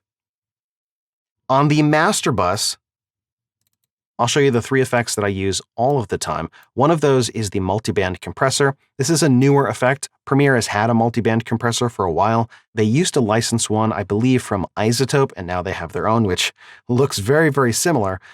This is a kind of multi-stage dynamics processor. So a multiband compressor splits the signal into at least 4 bands, although you can disable these and have it work on less than 4 bands. And then you can compress them individually. I use this on the master bus to basically smooth out all of the frequencies. And it's set very, very conservatively with a ratio of 1.5 to 1. So that's not very much compression at all. This effect also has a limiting section right here. It's got a limiter, and then there's a brick wall limiter down here, which you can enable. I haven't found these to be incredibly effective, so I usually do not enable the limiter section here, and I don't check on this brick wall limiter. And the reason is because I use this third-party limiter here. This is called limiter number 6, which, by the way, is free, and it's awesome. I use this in my master bus to do a few things. It does a very gentle amount of compression, although you can set this up however you want. I use it for very gentle compression. It has a multi-band peak limiter, although you can set it to single band or mid-side. It's got a ton of options, but I use it as a multi-band peak limiter. And I don't use the high frequency limiter or the clipper, but I do use this last section. This has a final, what's labeled as a protection limiting stage at the very end. And one of the modes, you can set it to digital clip, intersample peak fast, and intersample peak precise.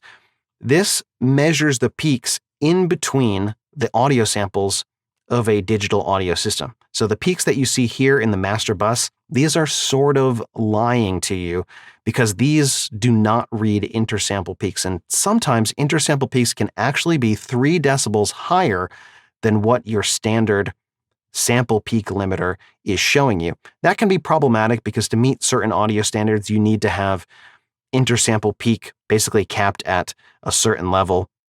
Sometimes it's negative 1.5, sometimes it's negative 2. Negative 2 will pretty much cover you for, I think, most all standards out there. The limiter that is built into this multiband compressor, both this limiter right here and the brick wall limiter, I have been able to pass peaks above where I have set these thresholds, and that's no good. So I always use this limiter number 6 for some very gentle compression and peak limiting, and to make sure that my absolute true peaks are not higher than negative 2 or sometimes negative 1.5. It's a fantastic effect. Now, to use third-party effects in Premiere, you could come right over here to the audio track mixer, and there's a little 3-line, what I call a hamburger menu. And if you click that, you can come down here to Audio Plugin Manager. There's also an Audio Plugin Manager for Audition. And then when you download effects from the internet, free effects or commercial effects, effects that you pay for, you put those all in a folder. They have to be 64-bit plugins, which is pretty standard these days. And then you can point this Audio Plugin Manager to that folder by adding it here, and you add the directory and it will scan those, and then you can enable or disable any of the effects that you want to show up in Premiere. You can see I have quite a few, but I only really use a handful of the VST effects that could work in Premiere. I don't use all of them. I only need a handful. Between the third-party effects and the fantastic stock effects that you get, especially this denoise and de-reverb, you can get a ton of audio work done right inside of Premiere. Now, like I mentioned before, there are some limitations. And the main limitation is that at this point in time, you can't save an effects chain in the audio track mixer, meaning I can't save these 4 effects in the configuration that I have them. So you have to load them individually every time, which is fine because you don't necessarily need all of these for every dialogue track. The other limitation is once you get a setting that you like in one of these effects, maybe it's this multi-band compressor, I have to set this up every time because there is no way currently to store an audio track preset. You can save presets when you apply them to clips as an audio effect, if I were to drop that on a clip, but you can't do that to the master bus, and you can't apply effect presets to any of these. They just have these stock presets, which I don't think are very good. So usually what I'll do is I'll just pick a preset that closely matches what I want to do and then just adjust a few of the parameters. Usually that is, let's just set it back to default. The classical master is a good place to start. And then usually what I'll do is just change the attack times here to 5 instead of 10 because that's too slow. And then just disable the limiter, and that's pretty much it. So it really only takes a few seconds to do, but it is a feature that they should have, and it is a user-requested feature, but it's not available yet. Now, the one workaround to this is you can create a project with a blank sequence with no footage, load up the audio track mixer, create all of the kind of audio layouts that you want with your dialogue tracks here with all the effects configured exactly how you like them, and then just save that project. And then when you start a new project, you load that project as kind of a project template.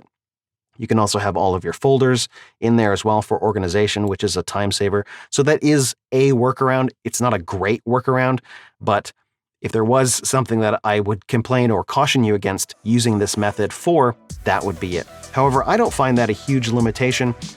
It's really not a big deal. So that about does it for this lesson. Make sure to check out the next lesson where you're going to learn about the essential graphics panel in Premiere.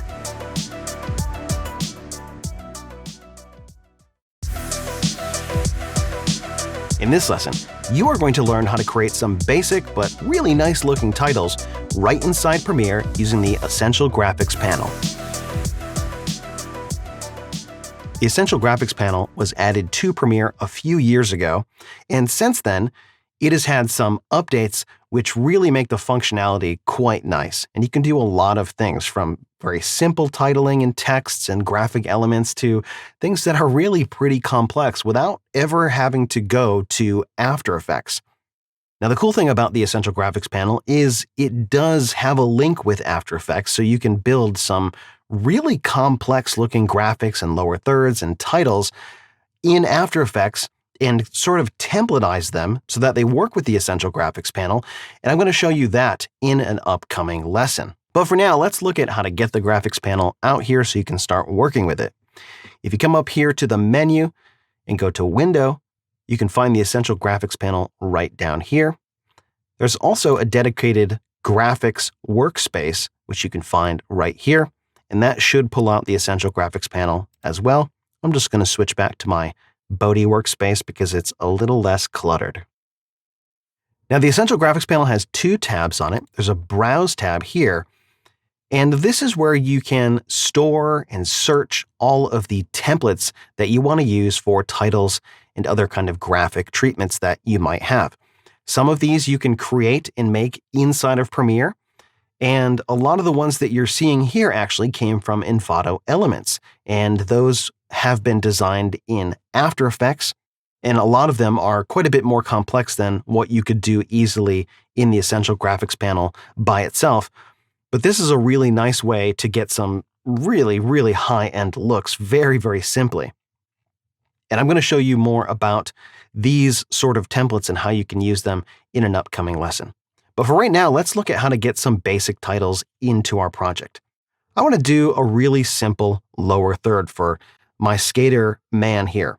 So I'm just going to grab the Type tool here. The keyboard shortcut is T. And if I click in the program window,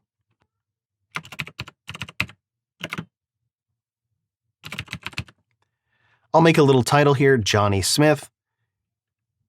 If I hit Escape and then V, I can switch back to the Selection tool. Unlike After Effects, you can't use the Enter key on the numeric keypad to kind of enter in your text, but you can just switch back to the Selection tool, and then you can grab your text and position it here visually. You can scale it up and down however you want. And if you look over here in the Edit tab, you can see we have a ton of options for modifying this text. We have a whole Align and Transform set of tools here where we can align this to various parts of the frame or the horizontal and vertical centers. You can also see that as I move the text around the program monitor, it's snapping. Now, you may not have snapping enabled, but to enable it, you can just click on the wrench icon here, and then you can enable and disable Snap in Program Monitor. Without snapping enabled, you'll see as I move it around, it's not going to snap anywhere. However, if you hold down Control, you can temporarily enable snapping, which I think is perhaps a little bit more useful so you don't have it snapping to things all of the time. That's how I prefer to use it. So over here, these are your basic kind of transform controls. We get scale, rotation, anchor point, position, opacity here. In the next section down here, we can store and recall what Adobe calls master text styles. And that's basically a style that includes your font style, and all this other jazz that you can find below here. So if you create a look for your text that you'd like and you want to reuse it and be able to recall it very quickly, you can create a master text style and then name that and recall that anytime you like. So we have a full drop down here of all of the fonts that you have on your system. Those are all available. You can adjust the tracking, the leading, the line spacing, the whole thing. Down here under the appearance section, you have a bunch of options to adjust the fill color. Maybe you want this a light blue. We can drop a stroke on this, and we can adjust the stroke width. You can also enable multiple strokes to create some more interesting or unique sort of styling for your texts here. And if you click on the wrench icon, we have stroke styles that we can use. So we can change the line join from miter to round. You can also change the cap type, although for this text, it's not going to make any difference. But you can see as I change that to round join, now it's got kind of a more round and puffy sort of look to it, which is kind of nice. I actually prefer the miter join, I think, but I'll get rid of those to show you the next option, which is background. This is a really cool option that creates a bounding box or a background box here that is linked to your text layer. And you have control over the color, the opacity, and the padding, which is really cool. So you no longer have to use another element like you did in the past in the Essential Graphics panel to create a linked kind of background box for your text. And this will auto-update or act in a responsive way. So maybe we want to add a second line here. Pro Skater. And you can see that the background box there updated exactly like it should have. And if we adjust maybe the font size here, and the style and the line spacing or leading here, you can see that it acts exactly like you would expect. It's really cool and really, really fast to create some nice looking titles here with a cool little background. You can change the color here. Maybe we want this to be orange, blue and orange. Oh, okay. That was a terrible idea. Who thought of that? Maybe a dark orange. Maybe we'll just set this back to black. Yeah, that works pretty well. Finally, you can throw a shadow on and you have a bunch of controls over the shadow here. I'll let you explore that. And you can mask things with your text layer, which is pretty cool. So you can pull in graphics and video. So for example, I have a piece of footage here that I got from Envato Elements, and I can just drop this in underneath my text here. And if I select my text and I choose mask with text, now it's going to essentially make the text a track matte, or it's going to mask this layer here with the text. Now, it doesn't work perfectly with this layer. I don't think this is a great example, but I just wanted to show it to you so you can get an idea of what it can do. So you can create all kinds of nice, maybe big, bold text. If we changed our text here to something, maybe just a single line. Let me select that text again. I'll just double click here. And I'll just make this a single line. I'll hit escape and just make some adjustments over here. Maybe I'll center this up and put it in the middle. Make the text quite big. Something like this. Maybe I'll recenter that in the middle there. You can see you can create some really nice looking effects. We can have this kind of blow right up to reveal the background layer and use that as maybe a transitional element. And a lot of these properties here, if not all of them, can actually be animated as well. Now, I'm not going to show you that in this lesson because that's going to be too much to cram in, but you can create some really nice looking animated text treatments or graphic treatments right inside Premiere Pro without ever having to jump over to After Effects, which is really neat. Finally, I want to show you, you can add effects to any of these layers. Now, I don't know if all of the effects work, but a great many of them do. And for something like this, I might want to maybe adjust this video layer here by throwing a curves on it. Now, this is still listed as an obsolete effect, but it'll work just fine. And that should help this to look a little bit nicer. Maybe pull some of the greens out of it to give it some more contrast. push up some of the reds here. I don't know, something like that. Pretty cool. In addition, you can create some basic shapes in here. You can add a rectangle, and we can actually use this as a background box for the text if you wanted to. So let me just get this right here, and I'll recenter up this anchor point. Maybe kind of center it here, pull it down to the bottom. It's not quite centered on the text, but that's kind of in the neighborhood. If you hold down Shift and Alt, you can use the arrow keys here to position things a little bit more easily. So I'm going to take my shape layer here, and it looks like it's actually being masked by the text because we can't see it. So I'm going to take all of these layers here, and I'm going to put them in their own group. And I can rename this text, and that works fine. And now I can change my fill color here, maybe do like a white or something. And I can see now, yeah, that I'm going to have to reposition that just a little bit here. But the cool thing about these shapes is I can actually pin this to my text layer here. So I just selected that from the dropdown, and I can select which sides I want to pin it to. But now if I go and change my text, so I'll select my text here.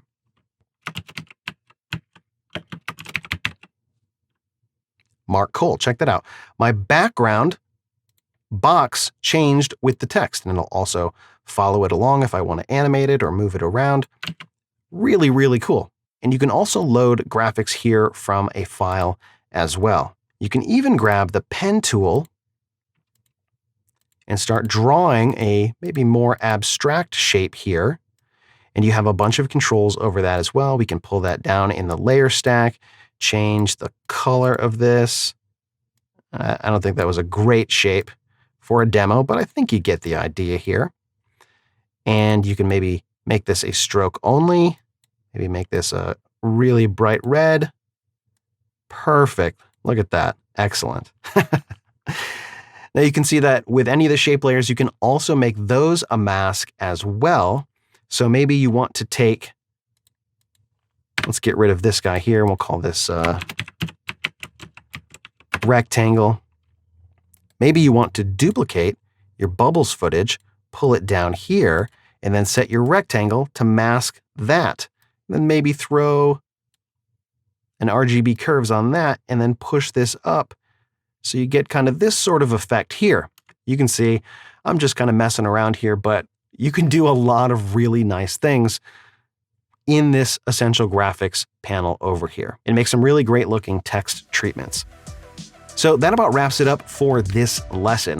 Coming up in the next lesson, I'm going to show you how to make some nice animated lower thirds right inside the Essential Graphics panel. So check that out coming up next.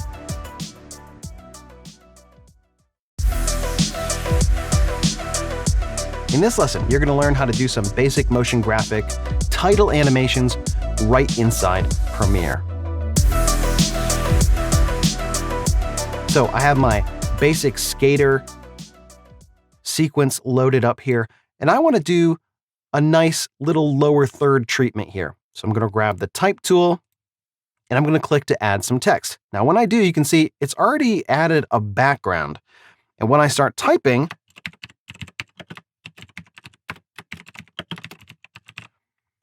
it has the font that I want to use already selected.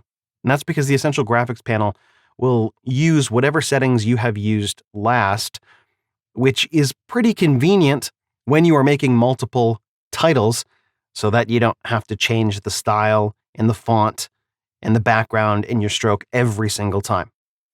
So that's why I have the background already selected here with 100% opacity and 35 units of padding. I don't know if that's pixels or percents. I don't really know what's going on with that, but there are 35.3 units of padding around. A lot of the work is already done, so that's quite nice. I might make a few tweaks here to the styling. There we go, something like that. Now, at this point, I just want to throw out a little bit of caution when you are making graphics and you're trying to animate them inside of Premiere, my advice is to keep it really simple. Although you can do a lot of complex things, meaning there is the ability to add many, many layers over here and stack all kinds of effects, I wouldn't recommend it. Because the more complex that you make your essential graphic, at least built inside of Premiere, I would say the more likely it is that Premiere will crash or there will be some kind of problem in the render or even inside your project. In fact, I was recording this very lesson 2 days ago, and I was building just a really basic title animation here, very similar to this, but I was not using this background. Instead, I was using these rectangles here that you can load up, and I had these pinned to the text layer, and I had maybe 3 of them. One of them was working as a mask, one of them was kind of a skinny bar along the side, and I was animating their position and scale. That's it. Super, super basic.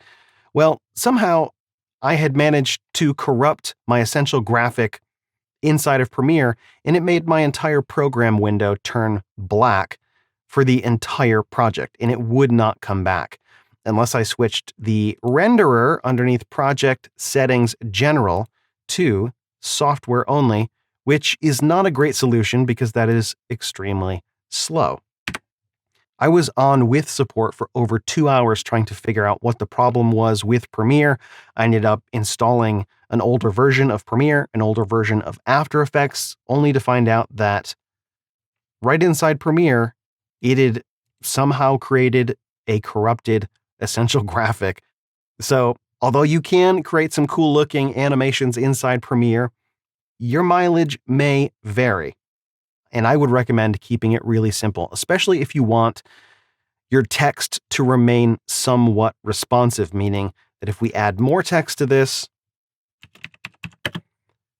your background will kind of scale along with that there. With that said, let's try and animate this a little bit right inside of Premiere here. So over in the effect controls, I'm going to start with a really simple sort of position animation. And I'll come out, let's see, I'll hold shift and then hit the right arrow 1, 2, 3, 4, 5, 6, 7, 8 times. That'll put me out about 40 frames. And then I'll go back about 1 second, which is 30 frames. And every time you hold shift and then press either right or left arrow, it moves the CTI or the playhead here 5 frames. So that is back 30 frames. And I'm just going to push this off the screen here, maybe hold shift. There we go. So it's completely off the screen. Now, just to give me a little bit more wiggle room, you might want to push it over even farther. You can see the bounding box there in case you make a bigger title. So you may want to just move it over like that. And I'll select my keyframes here and choose Bezier. And then, actually, you know what? I won't do that. Instead, I'll make this one ease in and this one ease out. For me, this is just an easier way to get the handles kind of closer to where they need to be, because as you can see, positioning these is not very easy. What I want to do is drag this line straight out, and there's no way to kind of constrain this handle to do that because it wants to move up and down just a little bit. But if you start with ease out on the first keyframe and ease in on the second one, it gets it pretty close. And this is the curve that I want to make here. By twirling down the position, we can adjust the velocity of these keyframes here such that it kind of just flies out. So let's check it out right here. Yeah, just kind of like that. It doesn't look great right now, but I'm going to add something else to this, and I think it'll look pretty nice. So the next thing I'm going to add is a rectangle. And what I wanted to do is I want to make kind of a rectangle that starts over here. And I want it to scale up in this direction and then basically fly off. And the effect is it's going to look like a rectangle grows from over here and reveals the text. So I'm just going to make the rectangle kind of cover up my text here. And then right at this point here, which is 10 frames out. So yep, that's 10 frames. I am going to find my shape. and I'm going to unlink the uniform scale here because I only want to adjust the horizontal scale. And so right here, I want it to be at 100% scale. And again, I moved the anchor point. If you didn't catch that before, this is the anchor point. And I moved that and snapped it by holding down Control right here on the edge so that it scales from this point here. And then I'll go back to the beginning and set the scale to 0. Then I'll go back to this same point here. By the way, I'm getting the CTI to snap to these keyframes by holding Shift. So right at 10 frames out, I'm going to pop a position keyframe, and I'm going to move, let's see, 1, 2, 3, 4, 5, 6, 30 frames. 6 times 5 is 30. Yep. Okay, my math works out. I'm going to hold Shift and just push this rectangle right off the screen. So this is basically what I have right now. Like that. It really helps if you make sound effects when you're doing these graphics. That's just that's something I learned a long time ago. Now the keyframes on that don't look very good, so I'm going to select these two and choose Ease In, and select the beginning two and choose Ease Out. That's going to make it look a little better, but I still want to make a few adjustments to that. So I'm going to twirl down Position. I'm going to drag this handle back and pull this handle out. I'm trying to keep this line nice and smooth there. And the same thing for Scale. Let's see. So I'll drag that handle to the left and that handle to the left. There we go. Maybe pull that one out just a hair. That looks pretty decent. Maybe I could make this a nice bright color. That might look okay. Oh, let's try that again. There we go. That looks okay. Pretty cool. Now I probably want to make this just a hair longer because up here in the effects controls, you'll see there's a little kind of blue rectangle right here. And if you drag this out, this will create a protected intro, essentially. And all of these keyframes here will be protected such that when we make this layer longer or shorter, it'll still maintain our intro animation here, which is pretty cool. We can do the same on the outro, and I think I will basically just reverse this whole process here on the outro. So I'm just going to drop a keyframe here, and I'll go maybe 30 frames, 1, 2, 3, 4, 5, 6.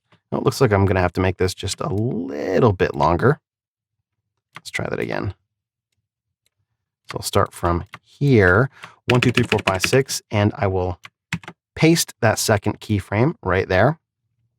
And I don't want the keyframes to be exactly the same, but I'll adjust those in a second. And then I'll go 10 frames. So Shift, right, and I'll set the scale to 0, which will basically reverse that whole animation. Whoop, just like that. So keyframes still look a little bit funky, but that's okay.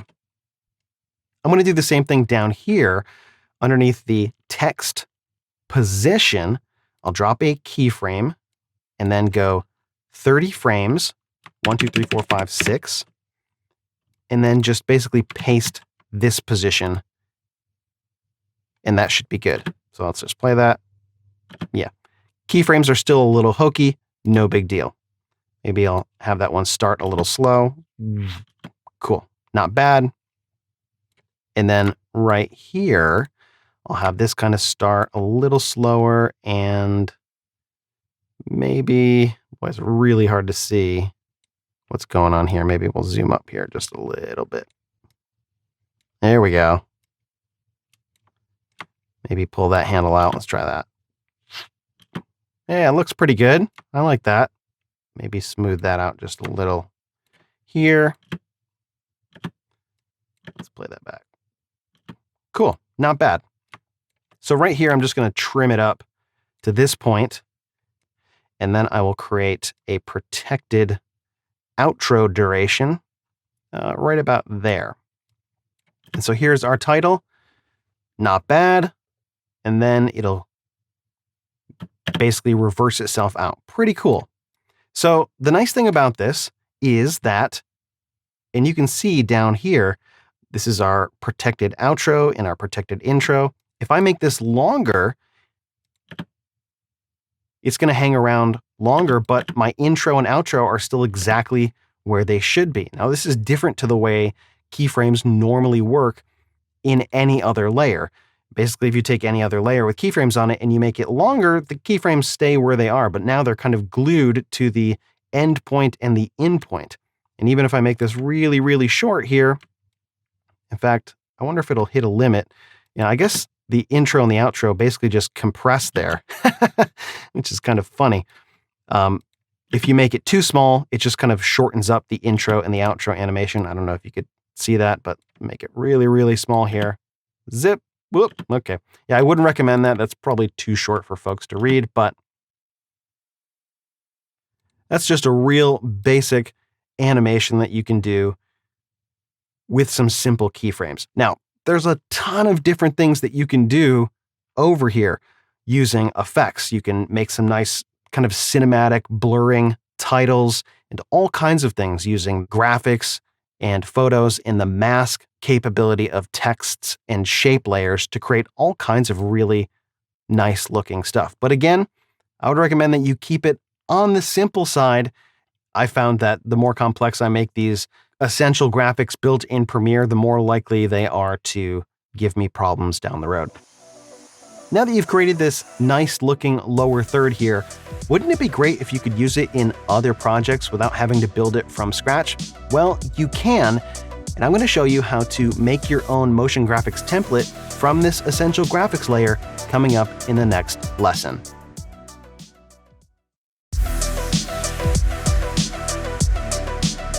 In this lesson, you will learn how to take your essential graphic animation and export it as a motion graphics template. So you've created a nice little animation here with the essential graphics panel, and you'd like to use this in other projects in the future. So what you can do is export this as a motion graphics template. All you need to do is right-click on your layer and choose Export as Motion Graphics Template. You can also find this up in the menu right here, Export as Motion Graphics Template. And it'll come up with a pop-up window, and you can name this. I'm just going to name this lower third. Actually, yeah, I'll make it singular, Bode lower third. I like to put my name on all the ones that I've created because over here in this Browse menu, you may have noticed that there are a bunch of titles and graphics with very similar names. And when you download maybe a pack of these from Envato Elements, you'll find that a lot of them are named very similar. And so you may have a whole bunch of titles that are named lower third 1, lower third 2, lower third 3, or basic lower third 1, basic lower third 2. So I like to give them a unique identifier so that I can just type in my last name, Bode, and all the ones that I've created will come up. You can also add keywords down here. I always like to add my name and then lower third. And then in the middle here, we have some compatibility warnings. And you can check these or you can leave them unchecked. Basically, it's asking if you want a warning if this template uses fonts that are not available on Adobe fonts, and warn me if this graphics template uses any effects not included with Premiere Pro. So if you're using any third-party effects from something like Red Giant Universe, that would give you a warning.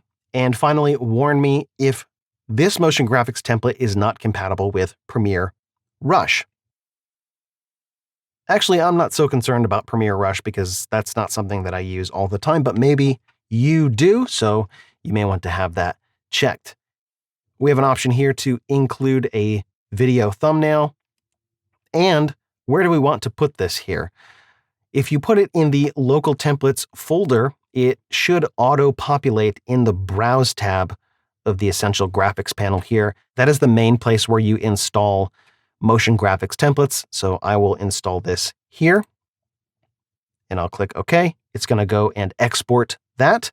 And then if I look over here and I search under my name, Bode, boom, check that out. Right here, Bode lower third rift. That's the one that I just created. And so I can now pull that into my project here. And I can update this text.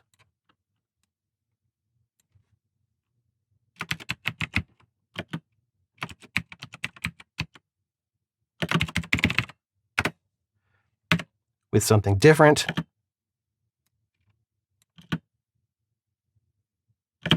And it works exactly as expected. So it's really quite simple to do. Coming up in the next lesson, I'm going to show you how to use and install some of these third-party templates that you can find on Envato Elements. So check that out coming up next.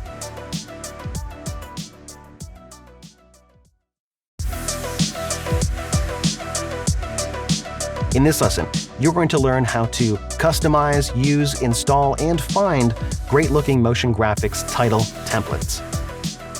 So like you've seen in some of the previous lessons, I have a Browse tab here.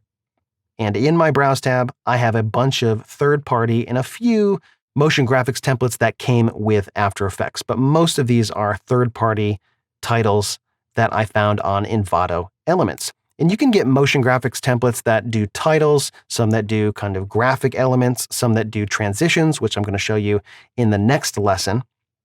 But let's look at a few of these titles because I want to kind of give you the lay of the land.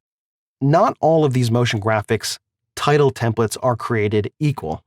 Many of them look really nice, but their usefulness sort of varies. So I'm just going to pull in this guy right here. Maybe I'll move it down the timeline here. And as you can see, this one is really big because it's actually an Ultra HD title. And so if I right click on that and choose set to frame size, that'll set that to 50% over here underneath effects controls. And then in the essential graphics panel, you can see we have a bunch of options that are quite a bit different than what you saw when I built a title from scratch inside Premiere. That's because these are made in After Effects, and that's where some of the issue comes when you are using them. A template like this is really nice because we can change all of these text fields here. So I'll just put some placeholder text in there. But in addition, we can also change the font and we can change the font style. We can make all of these all caps if we want. And we can change the size of our font as well. We can change the color. We can toggle between different isometric kind of perspective views here, which is really cool. We can turn off this background or adjust the color or opacity. A ton of options. Other templates for titles don't have very many options at all. And that's where it becomes a little bit hit or miss in terms of their usability. Let me show you another one that I like. This one right here. This is another Ultra HD title. So I'm going to set that to frame size. This is a really cool title that I found on Envato Elements. I'm playing this back at half resolution here because sometimes some of these motion graphics templates do not like to play back at full resolution. If I pull up my task manager here, you can see that After Effects is running in the background. Most of these will need After Effects to run in the background, and depending on the complexity of the footage and the other stuff you have going on in your sequence, these may or may not play back smoothly for you. So you can change the text and the font style and the font size and all of these font styling options. So faux bold, faux italic, all caps, small caps. You can change the text tracking, which is really cool. You can change all of the color for the background color, the text color in each one of these boxes. You can actually just get rid of one of these lines just by deleting the text, and nothing in that element will render, which is really cool. So it doesn't have the little bar that sweeps across. But if I put the text back, you can see that there's the little white bar in the background. But again, if you don't want these in there, maybe you just want the middle bit, right? So you can delete the top line and the bottom line, and now you just have the middle bit there, which is really cool. Down at the bottom, you have options for skewing this. So you can just have it straight rectangular, or put it askew, or give it a slant, or give it a skew and a slant. Really, really cool stuff there. You can also adjust where this is positioned.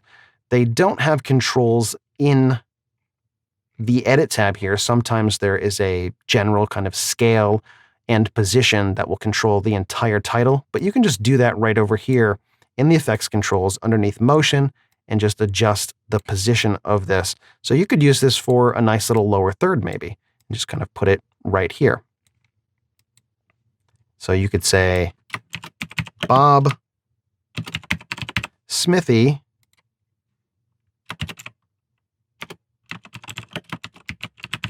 Master Skater. There we go. Let's check this out. Nice. And then I'd position that, well, probably over on this side because it's right justified for that bit. But I could also just push this over, whoops, bottom alignment. I could push this over to the other side, make it left justified, put it over on the left side. Really cool stuff for that. I think that's really neat. Now, as you saw at the end there, this does have an ending animation. That's another thing that you want to make sure that you have sorted with these. If the default length doesn't work for you, and I'm just going to hazard a guess that you're going to want to at some point make this longer or shorter, some of these motion graphics templates, when you make it shorter, will just cut off the ending animation. However, this one doesn't do that, which is really cool, but some of them do. Some of them, to make them longer, what you need to do is come into the middle here, make two cuts like this, and then just extend this bit here. I just did an alt drag. And you have to get a little bit creative with extending them depending on how it's built.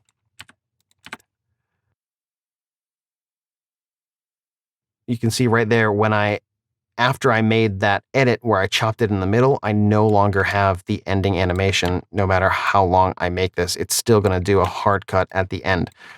If I want that ending bit again, I'm just going to have to delete that, re-pull it back in, and then make all my changes like I did before, and then I'll get this nice little ending animation there.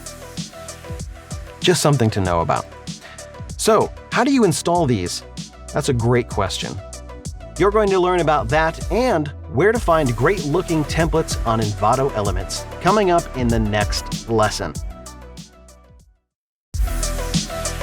In this lesson, you will learn how to install motion graphics templates, and you will see how to find great-looking title templates on Envato Elements.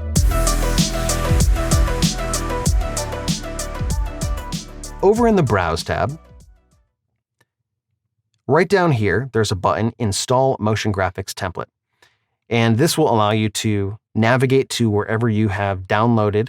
And I believe this will only install one at a time. If you want to install multiple templates, you need to go to the default directory where these are stored. And on Windows, that is in this location. So usually the users folder is located on the C drive. So C drive users, my username, underneath app data, roaming, Adobe, common, and then motion graphics template. It's a little bit of a journey, but once you get here, you can see that these are where all of the Mogert files are installed. And you can just download them, unzip them, and drag them into this folder. And then you will see them populate over here in the Browse tab.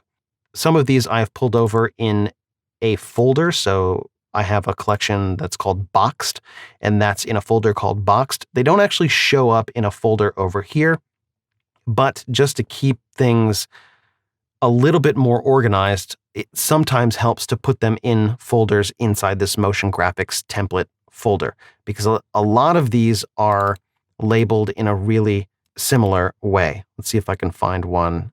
Yeah, this essential pack here. You can see this one's just called minimal title. And you can imagine there are other titles. This one's called modern title. You can imagine there are other motion graphics templates that you may download that may also have the title of minimal title. So that could get a little confusing.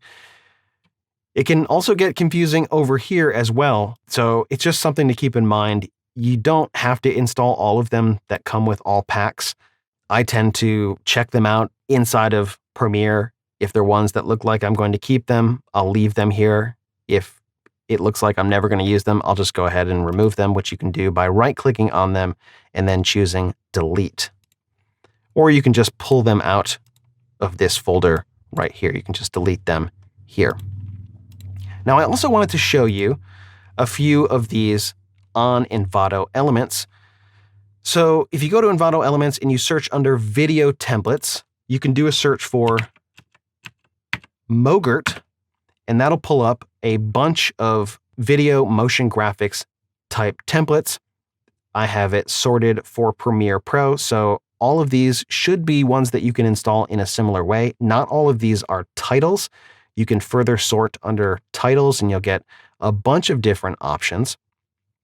Sometimes you'll find a motion graphics template that doesn't have very much customization. For example, if I pull in one of these titles here, and you've probably seen these if you've ever seen anything on Facebook or Instagram, these kind of very big block text quotes, these sorts of graphics here.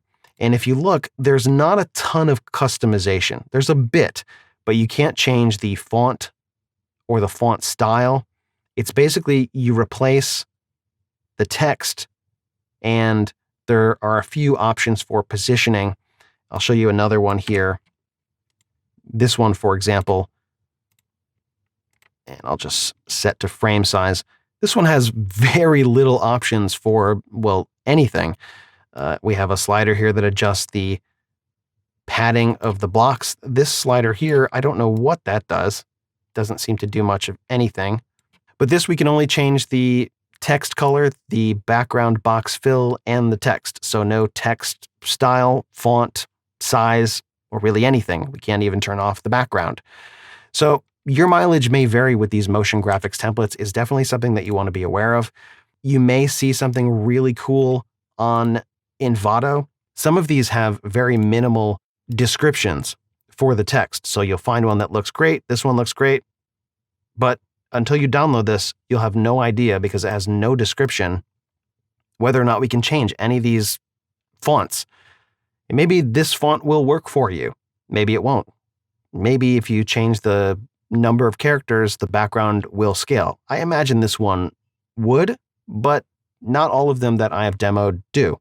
Most of them that I've downloaded work just fine and have a pretty good amount of customization. I demoed this one right here. This one only comes with 16, but it has so much customization that you could take just this one, and I could probably realistically use this 10 or 15 different ways, with different fonts, with different colors, different tracking, different arrangements with 1, 2, 3 lines. I could use this as a main banner, as a lower third, as some kind of call out. So the more customization that it has, I think the better, because you can not have so many to sort through, and you know exactly kind of what it's going to do and how you can use it. This is another pack that I think works really well. It doesn't say in the description that you can change everything. It says in the video preview that the fonts are changeable, which is nice. This is one that I also demoed right at the beginning of the lesson. This comes with a bunch of different options as well. So this is another great one that I like. I usually don't keep this many in my Browse tab. I usually just will populate this with the ones that I will use most often, which is really just a handful, but I wanted to show you that there are a ton of options available. Most of these that you are seeing here came from 3 different packs. So all of these on the bottom up until about here are from that pack that has like 90 in them. And then these are the 16 from the Smart Title Pack version 2. And then there are some Adobe stock in here, and then a bunch more from that big giant pack, some more Adobe stock in here. There are some that I have made, and then more from that big giant pack. And then I have some down here that are labeled box or boxed, and that's another pack that I have that I bought, I believe, on Video Hive. But that about wraps it up for this lesson. Coming up in the next lesson, you're going to learn how to use a motion graphics template for transitions. So check that out coming up next.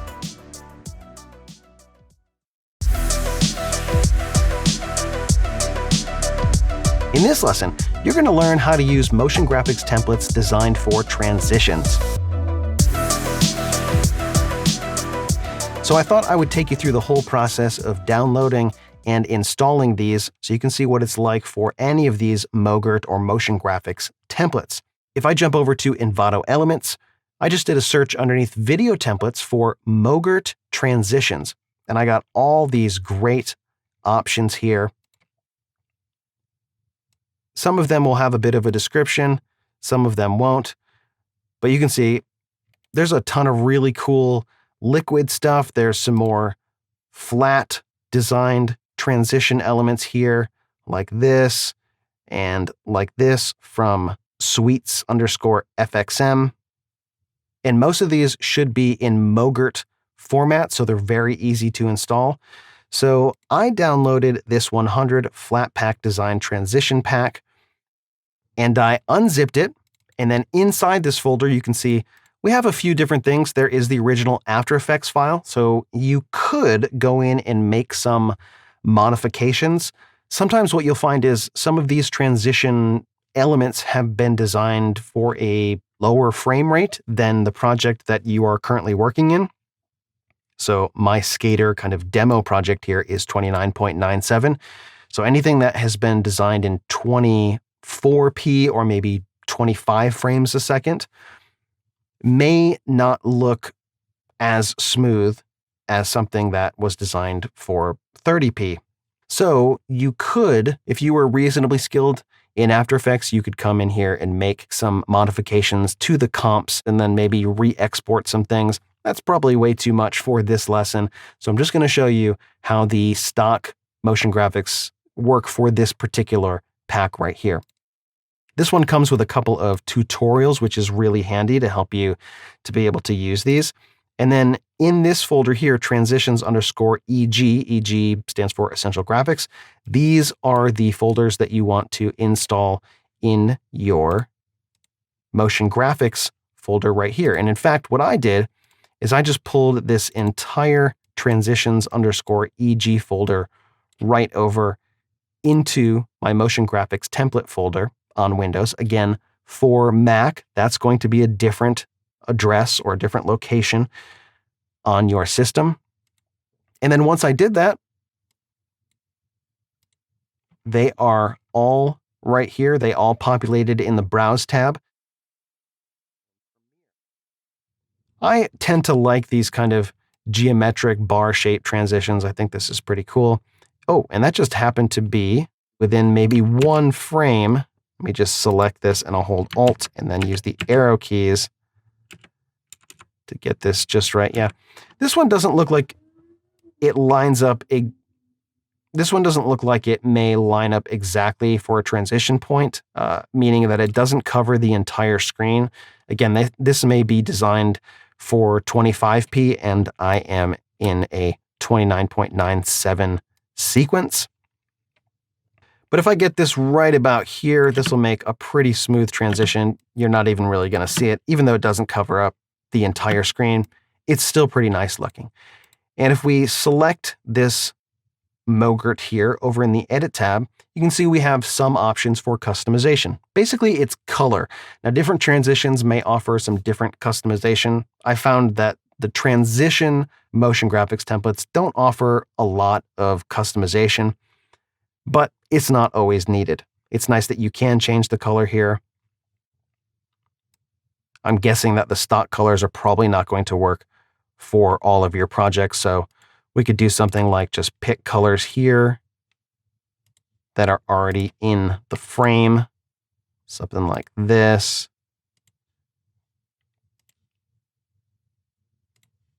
Maybe this purple. Maybe that'll match a little bit better. Yeah, that's pretty cool. Or work with whatever color scheme that you are working with. Again, it's just as easy as dragging and dropping these into your project.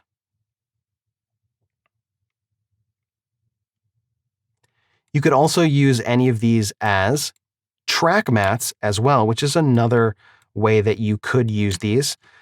For example, maybe we want to adjust our edit here and do something like, I'll get rid of this one right here. Maybe I'll take this cool kind of 3-panel thing, throw it up here.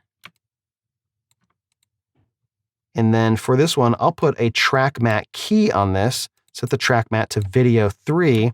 And now it's just gonna kind of blink on and blink off,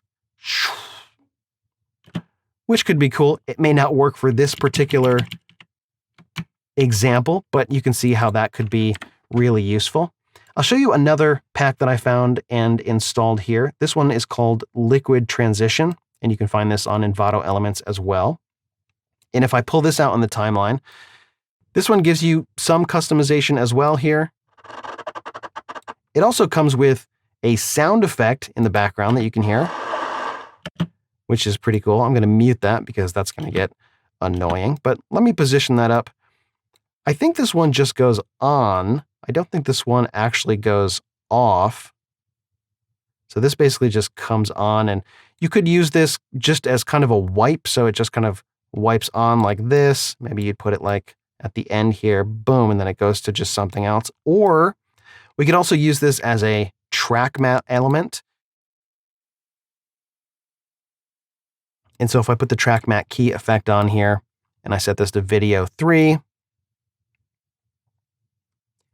can see it's going to wipe on with this video, and that looks pretty cool. And what do we have over here for customization? Well, we have scale, so we could scale this up, and it looks like this is a vector-driven layer. And so when you scale this up, it's going to maintain really nice sharp edges, which is very cool. Just reset that. We have rotation, and that's not really going to be helpful. That's no different than just changing the rotation over here. Because we're still going to see kind of the edges there, but I suppose you could scale it up and then rotate it, and that would work for you. If we didn't use this as a track matte, so let's take this track matte key off, and we used it just in its default state here as essentially a piece of footage. It's got a glow here. We can change the glow color to something like, I don't know, red, or this purpley color, I guess. No, I don't like that. Something bright pink. That looks cool. Pixelization intensity. It's got a couple of cool options on it. Now, all of these are just effects that are on the original After Effects composition that's running in the background here. But it's still cool to have some customization. Not all of the transitions have that. So lots of different options for transitions, and they're super easy to use inside of Premiere. It's definitely something that you should check out. Coming up in the next lesson, you're going to learn about proxies and how that can totally change your life when working with high resolution or difficult codecs. Check that out coming up next.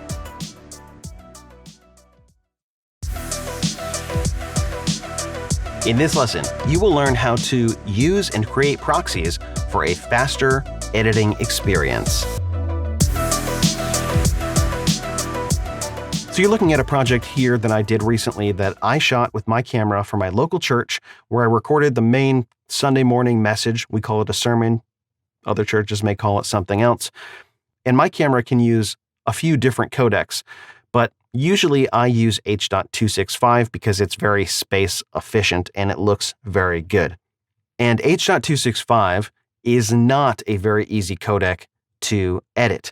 And you may find that using multiple streams of H.264 in Ultra HD or even higher resolutions may be difficult for your machine to edit. Maybe your machine is not quite powerful enough, or maybe your hard drives aren't quite fast enough. Any way you cut it, you don't really need to work with the full resolution files when you're editing, especially if you're not using a full screen preview. If you're just using the program monitor, like I am here, maybe on a single monitor, or even if it's not full size on a large monitor, having a proxy file, which is a smaller resolution, lower bitrate version of your original video, is not going to make any difference, but it will make the editing performance much, much faster. So This file right here will play reasonably well in the timeline. Actually, several weeks ago now, and I said, we're gonna grow some plants right from the seeds. And we bought these pods that we could plant seeds in. Now it looks like it's playing back reasonably well, and it is, but that's only because it sat here and found the frame to start on for several minutes. Watch what happens when I scrub in the timeline.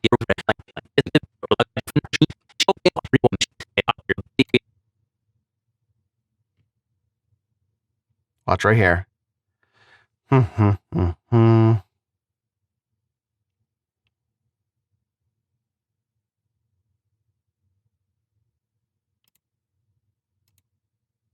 Oh my goodness. I think I had 2 birthdays in that amount of time. So the scrubbing performance is absolutely terrible, and this is running at half resolution. It's actually a little worse when it's running at full resolution. You can drop it down lower, but it's not going to make a difference. H.265 is tricky for computers to edit, and my computer is a very fast machine. The key to this is not faster, better hardware, it's creating proxies. Proxies are a lower resolution, lower bitrate version of the same file like I mentioned earlier, and depending on where you are in your editing process, creating proxies is pretty simple. Now, I already have my footage pulled into my project, so the way to create proxies here in Premiere is to right-click and choose Proxy, Create Proxies. We have a couple of options here. You can choose QuickTime or H.264. My system can rip through H.264 plenty fine, including multiple streams. That's no problem. The issue comes with these 3 presets, which are the stock H.264 presets. I don't think they're very good, so I like to create a custom preset that is 1280 in the horizontal, and then whatever the vertical resolution is relative to the original file. So if you are shooting Ultra HD, that's going to be 1280 by 720. If you're shooting Cinema 4K, which is 4096 by 2160, that should be 1280 by 674, I believe. It's kind of a weird aspect ratio. And so to create a custom ingest preset, we need to jump over to Adobe Media Encoder. And what we're going to be doing here is making a custom ingest preset, which is different than a custom encoding preset. However, we need a custom encoding preset for the ingest preset. I know that's a little bit confusing. It'll make sense in a second. So to make a custom encoding preset, you can click on the plus button here in the preset browser, choose Create Encoding Preset. You can name this. And for my particular footage, it's, like I mentioned before, Cinema 4K. So it's 4096 by 2160. So let's name this preset. I'm going to call it C4K. And I'll call it Proxy. I'm going to use the format of H.264. And usually when you create one for the first time, this will say match source high bitrate. However, I don't want that because I don't want to create full resolution proxies. I want to create much lower resolution proxies. So I'm going to uncheck this check under match source here, and I'm going to change the resolution. So you can see it's come up with the resolution right here, 4096 by 2160, and I'm just going to use 1280 as the width, and that's going to create 1280 by 674, which is some weird aspect ratio. It doesn't really matter. That's the only thing that I need to change. And that's going to be plenty good enough, and it'll look fine in the program monitor. We'll see some compression artifacts for sure, but that's not a big deal because we're going for speed and not super quality. And then under bitrate, you can really choose anything, but you can probably go as low as maybe 2 or 3. Again, this is going to look a little bit on the potato vision side, but at any point in time, you can switch back within a second or two and look at the full resolution files. And I prefer really small proxies. You can bump this up and experiment with different codecs and different formats, however you choose. The point is that I want to create this specific resolution, 1280 by 674, for my Cinema 4K files. Now, if you're shooting Ultra HD, which many cameras do, you would want to create one that's probably 1280 by 720. When you're done with this, you can click OK. Now, I've already created these several times. To make an ingest preset, you click this plus button.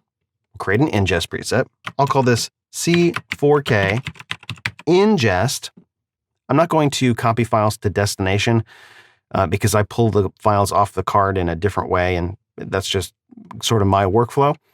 What I do want to have checked is transcode files to destination, because that's going to actually create the proxies, and I'm going to click OK. Now over in Premiere, when we go to create proxies, we have this button here, Add Ingest Preset. And it may not come up with this folder, but this is the location where you want to go to point Premiere to this C4K ingest preset that you just created. Hit open. It says a preset with this name already exists. Do you want to overwrite? Yes. It's not going to say that for you because you haven't already created one, but I have.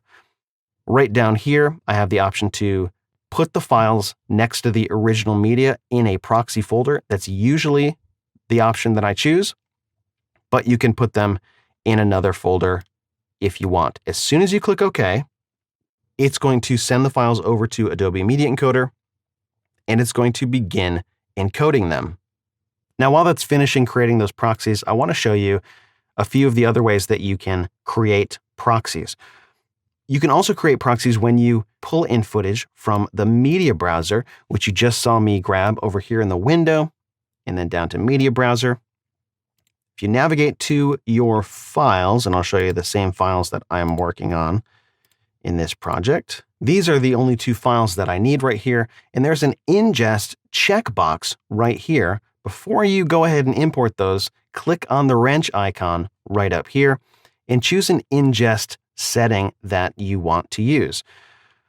What you may want is to create proxies only. If you are copying the files from a different destination, you may want to choose copy and create proxies. If you want to just transcode these to something like ProRes and then not use proxies at all, you have that option as well. But to do a similar operation that I showed you before, I'm just going to create proxies. You can choose whichever preset you have created here. The proxy destination, you can choose same as project or use preset destination, which you can see right down here. We'll put the footage in my footage folder in a subfolder called proxies. That's usually the one that I choose. And then you press OK. Then when you import these files, it's going to pull them into the project. And then if we look over in Media Encoder, it adds them to the queue right here, and it will do basically the same thing. So if you know you're going to create proxies with your footage, this is kind of a faster step. It should auto-link these and make them available as soon as it's done encoding. I'm just going to delete those there and then get rid of them in my project. Another option is you can create proxies manually, and then you can link them to your original footage after you've created them. So if you know that you're not going to be editing right away, and your computer is going to be maybe free overnight or something to create some proxies, because depending on the length of your footage and the number of files you have, it could take a pretty decent amount of time. You can just pull your files right over here into Media Encoder and then choose not your ingest preset, but your encoding preset for the proxies, and then just manually place them in that proxy folder. And then I'll show you how to link them as soon as these proxies are finished. So that's another way that you can create proxies without going through this process as well. So there's a few different ways to do the same thing depending on your workflow. Back in Premiere now, if you've created proxies from Premiere, it should have attached the proxies to the original files automatically. And if you click this Toggle Proxies button on right here, you should see it switch over to the proxies. Now, you probably can't see that here, but if I put this in full screen, you'll be able to see a quality shift here when the proxies are on and the proxies are off, right? So you can definitely see if you're looking in a blown up view here, or maybe you're watching on a full screen monitor, you'll definitely see a quality shift because we're looking at like 1/8 of the resolution here with these proxies. But when it's in this size right here, you really can't see too much of a difference, especially when it's in motion. Now, to get this Toggle Proxies button in the program monitor, there is a button editor right down here. and you can pull the Toggle Proxies button down to your button menu right here, this little button toolbar, and then press OK. And then check out the scrubbing performance here. We'll just really stress it out. So you can see the edit performance is super fast. At any point in time, you can just disable the proxies to get back to the high resolution footage. You want to make sure that you disable your proxies and you go back to your high resolution footage before you export, because that would not look fantastic. And if for whatever reason your proxies were not attached to your original files, maybe because you created your proxies manually, that's no problem. You can just select your files over here, go to Proxy, Attach Proxies. It'll come up with the first clip. You can see in the file name here. And then you click Attach, and then it should point to the proxy folder. If not, you'll have to navigate to it over here in this folder tree. So I'm going to select the Proxies folder, and then I want to choose the file with the corresponding file name to my first file in the list here, and then click Attach, and it will attach. Usually what will happen is it will automatically attach both files, but I think because they were already attached, it didn't do that this time. If for whatever reason your full resolution files go offline, for example, if you created proxies and you put them on a different drive, or your full resolution files are on a different drive, and you need to reconnect your full resolution files before you export, you have that option here. And in the same way that you attached your proxies, you can attach your full resolution files to the proxy files. Again, just make sure you uncheck toggle proxies before you export, and everything should be cool. That about does it for this lesson. Make sure to check out the next lesson, where you're going to learn how to use one high-resolution video file to get 2 camera shots.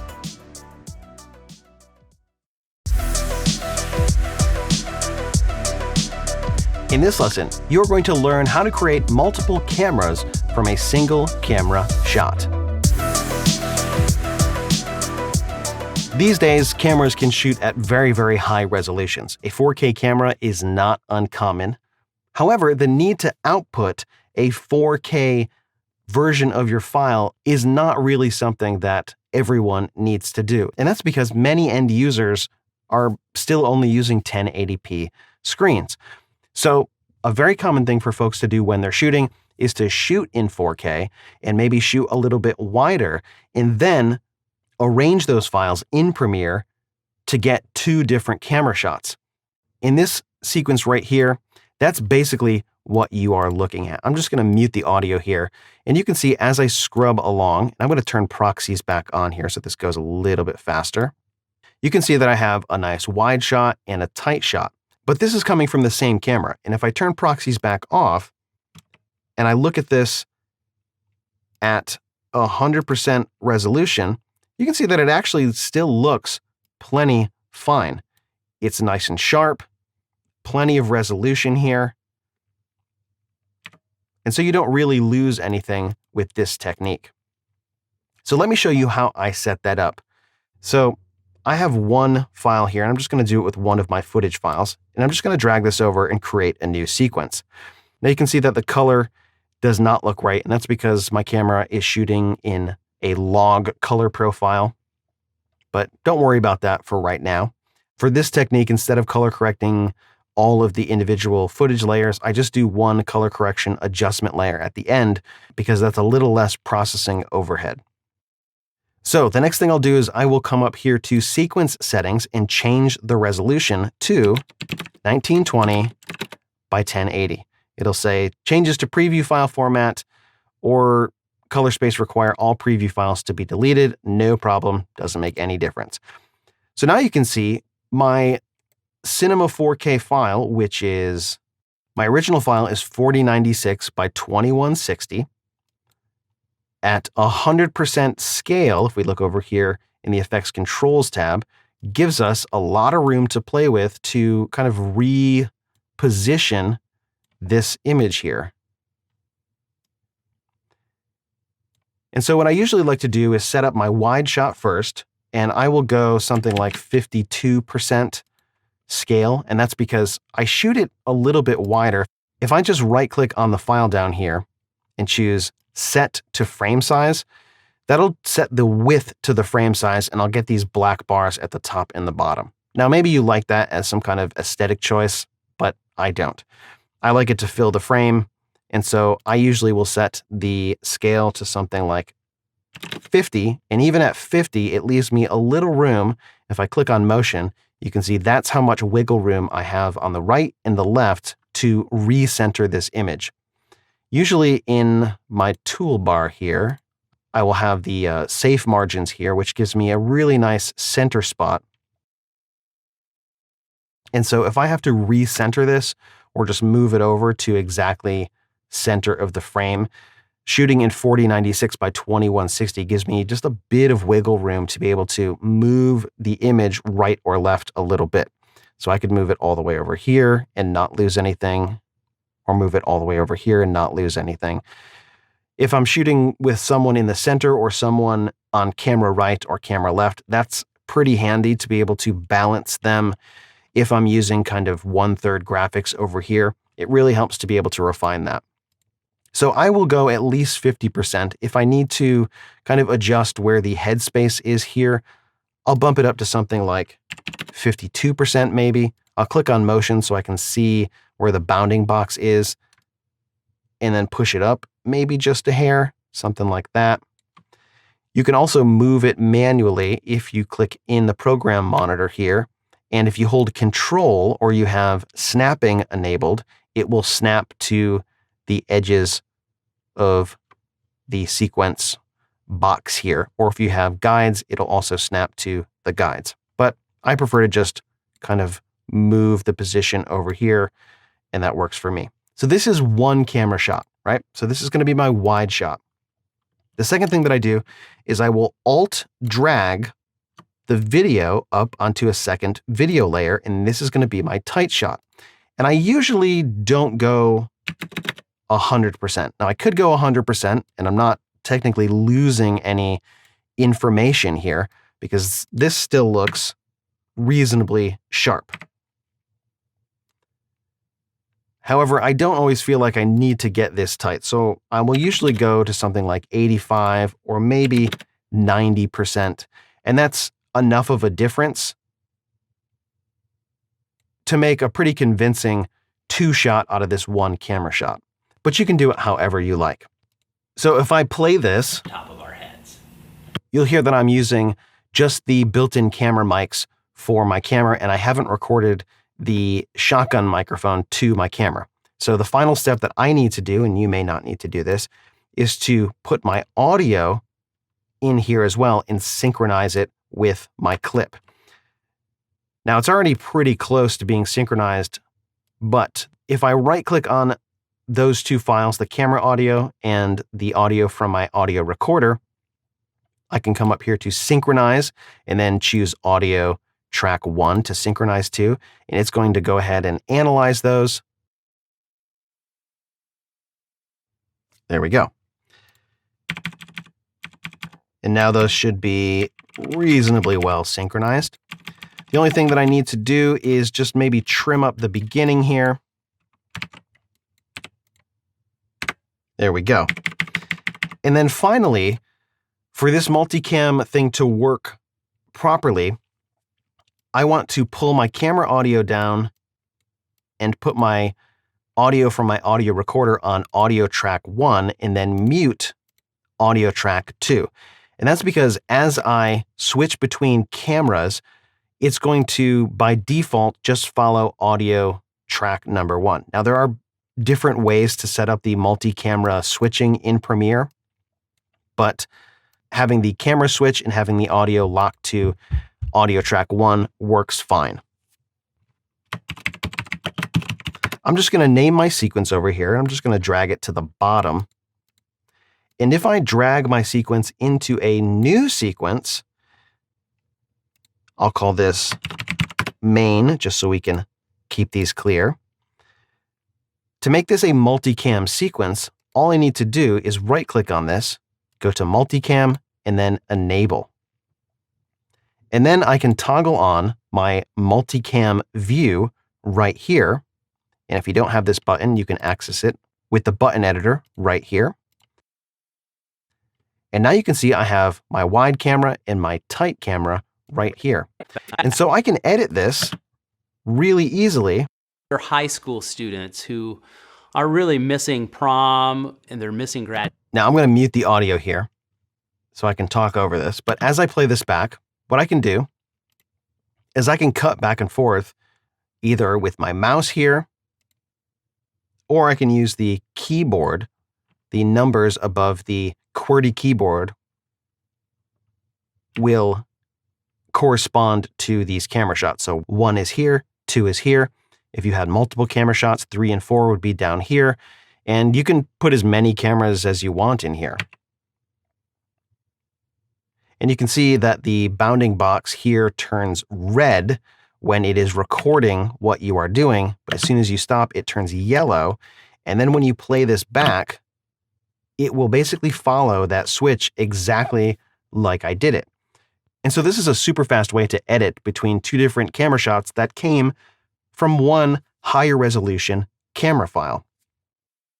If at any point in time you need to make an adjustment, like you say, oh, you know what, maybe I want a little bit more headroom here, you just jump back to your multicam project and then make a little adjustment to the position, no problem. You jump back here, it's all set.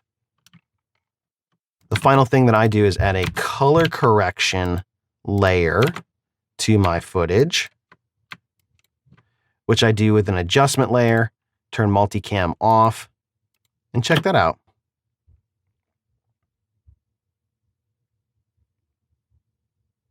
That's a super simple way to create 2 camera shots from 1 camera. But if you wanted to adjust any of these transitions, you can just slide that edit point along, or you can click on this individual clip here, and then you can just change it by clicking on the camera, or you can just play it back, and at any point in time, as soon as you click to switch cameras, it's going to start recording your camera sort of automation, if you will. And if you stop it, it's going to leave whatever camera switches you have done down the timeline to the right. But if you keep playing it, you will overwrite any of these edits right here. Boop, boop, boop, boop, boop, boop, boop. You can see it overwrites any other edits that I have. So experiment with this. It definitely makes editing this kind of content a lot faster, and it's really simple to do. That about does it for this lesson. Coming up in the next lesson, you're going to learn how to use the Freeform view to review, organize, and prepare media for your projects. In this lesson, you will learn how to use the Freeform view to review, organize, and prepare media for your projects. I have a project here that I just started to put together that contains several clips of a farming or agriculture nature.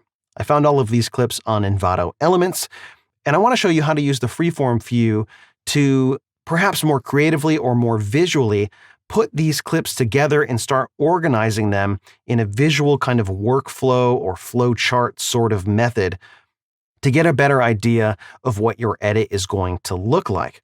Using the project panel is plenty fine for a lot of projects, but it doesn't give you the same sort of visual flow chart feel as the Freeform view. So let's check it out. You may want to switch over to the assembly workflow, and I'll just reset this so that it looks very similar to yours. And then if you have your footage in a bin or a folder, go ahead and double click that to bring it in its own panel here. So we can work with just the footage here, although you can use the Freeform view in the project panel, but it will include all your sequences and all your other items. I'm just going to show you the Freeform view for just my footage items here. So right down at the bottom of the project panel, there is the Freeform view button, and you can adjust the size of your clips here. I'm just going to kind of leave them about like this. And in fact, I'm just going to put this footage bin panel here full screen by hitting the tilde key. And what the Freeform view allows you to do is to arrange these clips in a non-grid sort of way. We can overlap. You can do a lot of the same things that you can do in the project panel, but you can kind of lay things out visually from top to bottom or left to right in a way that makes sense for you visually. Now I'm just going to reset these to the grid by name, and I'll just go through how I might start laying this out in the Freeform view. So you can see I have a number of clips here. Some of them have people in them. And if I hover over these clips, they will scrub. By default, the poster frame is the beginning of the clip, but if for any of these you wanted to set a different poster frame, for example, the poster frame for this clip right here is not this guy smiling, but it's a nice clip of this farmer gentleman smiling, so we may want to set that as the poster frame, maybe something like that. You can right-click on it and then choose Set Poster Frame. If we wanted to set another poster frame, maybe this guy holding the clipboard here, that would be Shift-P on the keyboard. So let's see, Shift-P. You can also use J, K, and L to scrub through these clips. So we can set an in and an out point here.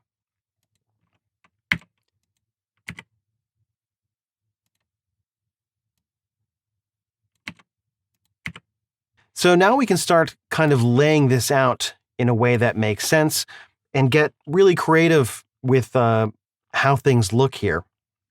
So I might want to start with, let's see, I have this nice shot of the sunrise, and I can just take all these and kind of stack them. Whoa, maybe stack them over here.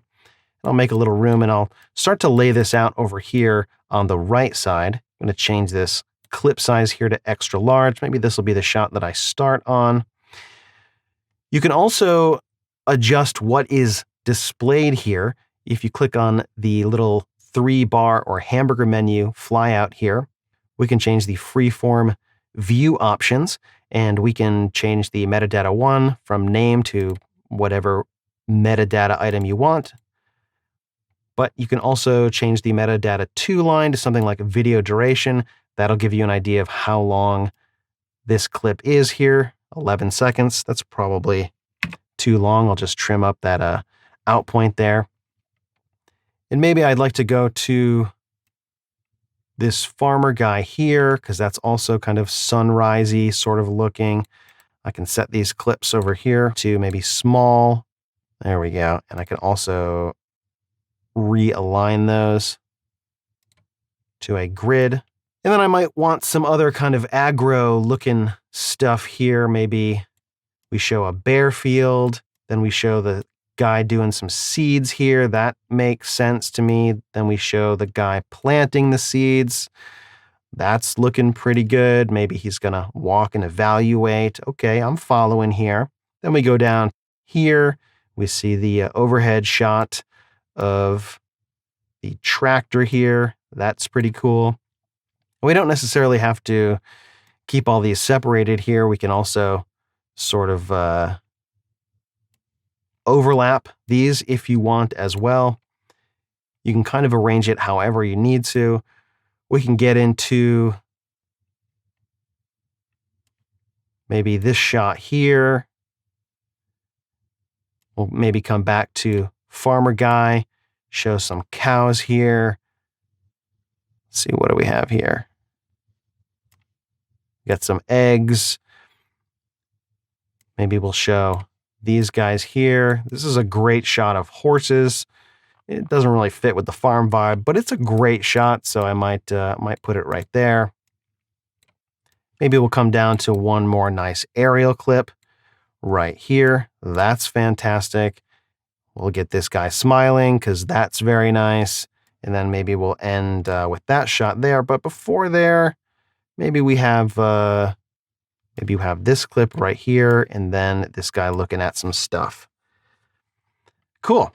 So that is that's our arrangement, and that's kind of the flow that I want to have for this project. Now, if I like this, if I feel like this is pretty solid, what I can do is save this layout. And that way, if I want to start something new, if I want to, let's say, reset this to a grid based on the file name, I can come back to Restore Layout, Farm 1, and I have this laid out just like I like.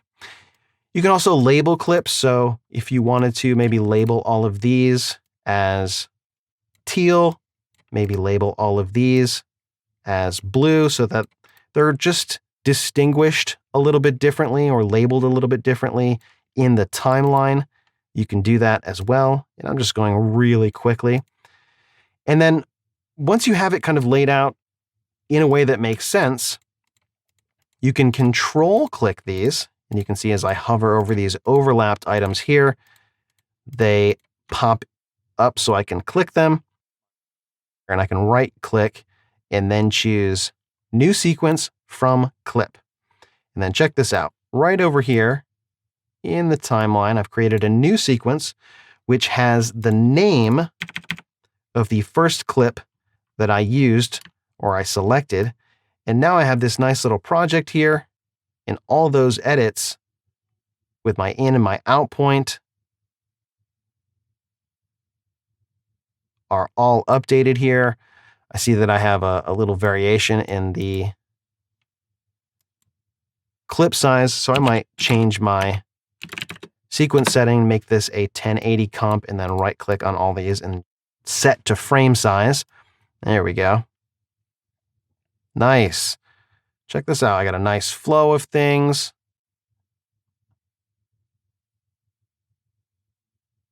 Cool. And that was the Freeform view.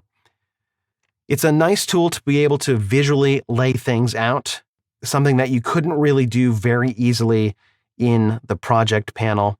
And it's definitely worth experimenting, coming up with different views. You can create a completely different edit just by arranging the clips differently in this Freeform view. And you can do that a lot faster than you could sort of picking up individual clips here in the timeline or even the project panel to rearrange things and then create a new sequence.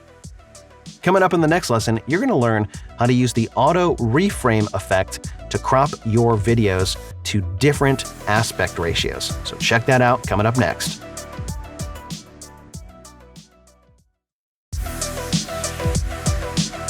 In this lesson, you will learn how to use the Auto-Reframe feature to reframe your videos for different aspect ratio outputs.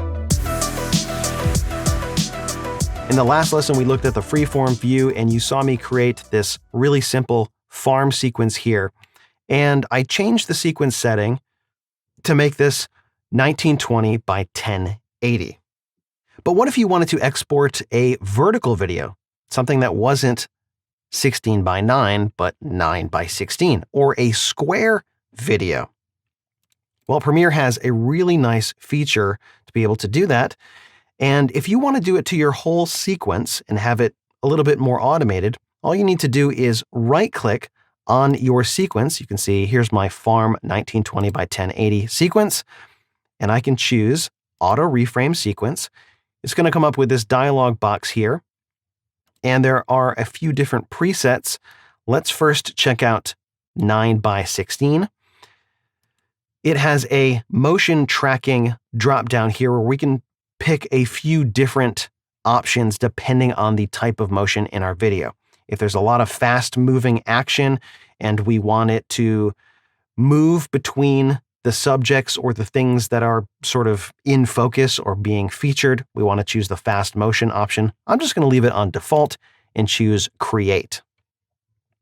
All right, here is my project right over here. Let's check out how good of a job it did. It's still analyzing down here, so we'll let that finish analyzing all of the clips.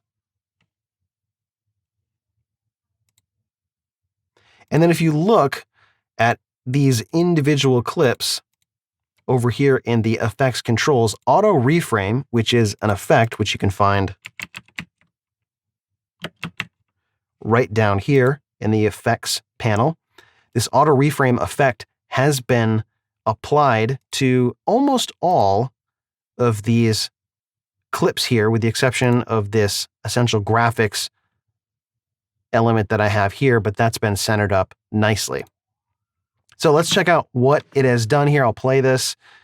Looks like we have the sun in view. Hey, check that out. We got our farmer in view. This is reframed pretty well. Look at this.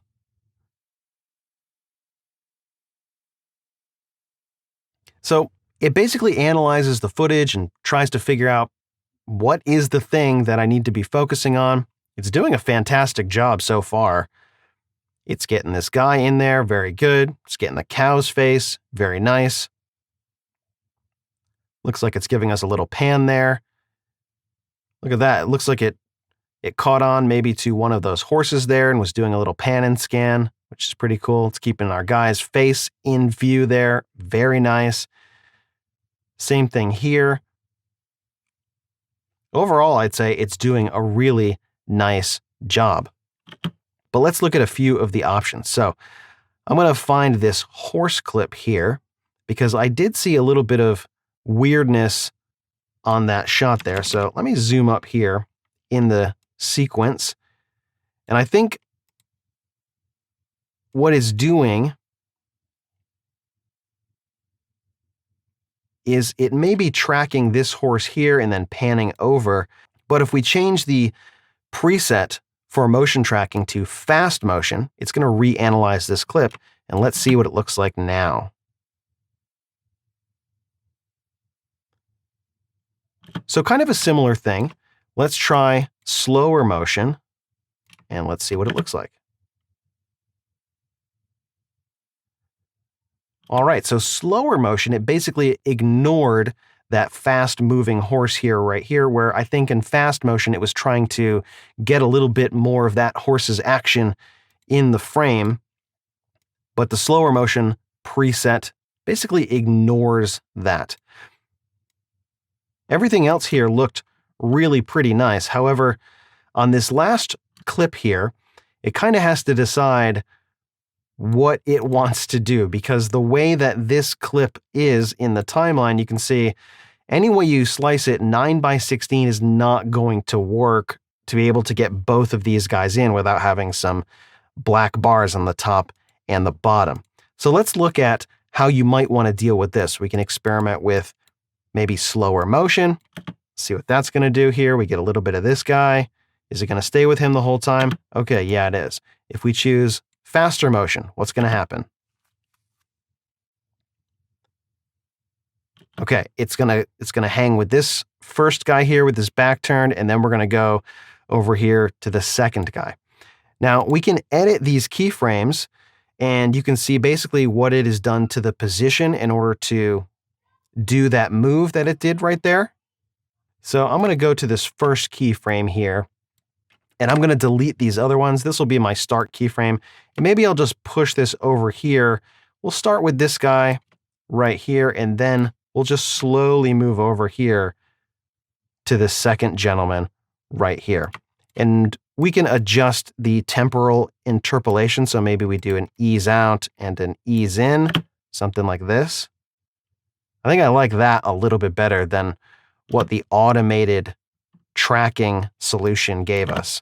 So at any point in time, if the presets here are not doing it for you, you can go in here and basically do it yourself manually. Now that's not too different than just keyframing the motion for each one of these, but I would say for probably 90% of the clips, the auto-frame effect that it puts on here by default is really going to do a fantastic job.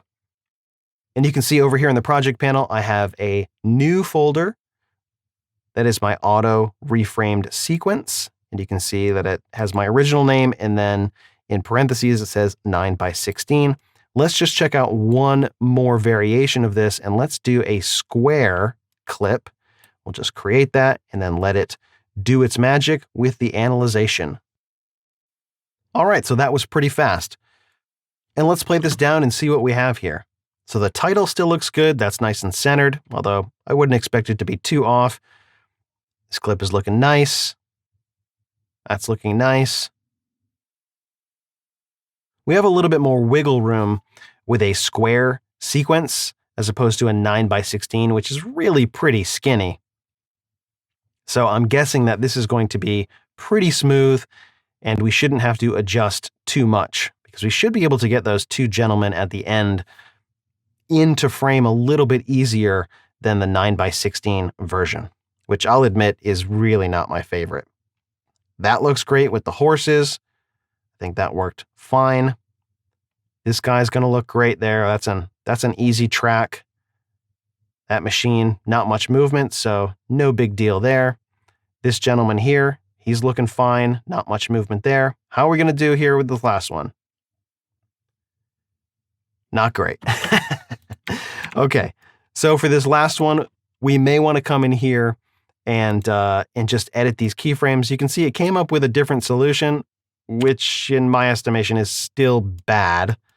Let's see if we can center that up here. I'm just going to hold Shift and lock the CTI to this first keyframe and see if we can get, we can't really get both of these guys in here.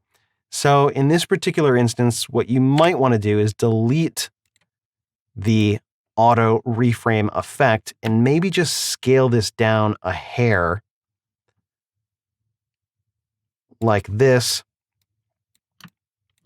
Maybe push it up to another video track and then do the old blur the background sort of trick like this,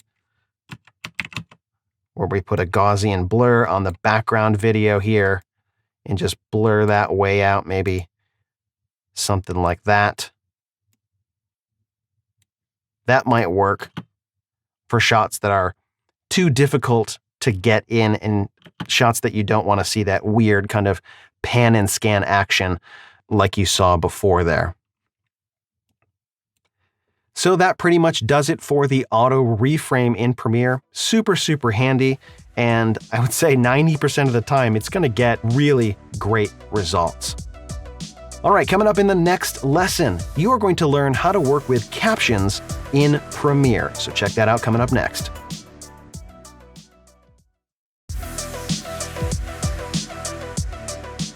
In this lesson, you are going to learn how to create and export captions in Premiere Pro.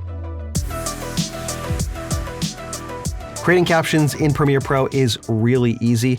You can just come over here to the project panel, right-click on a blank area, come up to New Item, and then choose Caption. You can also get to a new item down here with the New Item button. Now, there are a few different options under the standard drop-down here. We have CEA 608 and several others. And Adobe's documentation on what these are or why you would want to use them is not fantastic. In fact, it's almost non-existent. And what I have learned is this: 608 is for analog broadcasts, 708 is for digital broadcasts, teletext is used in some PAL countries, Australian is used in Australia.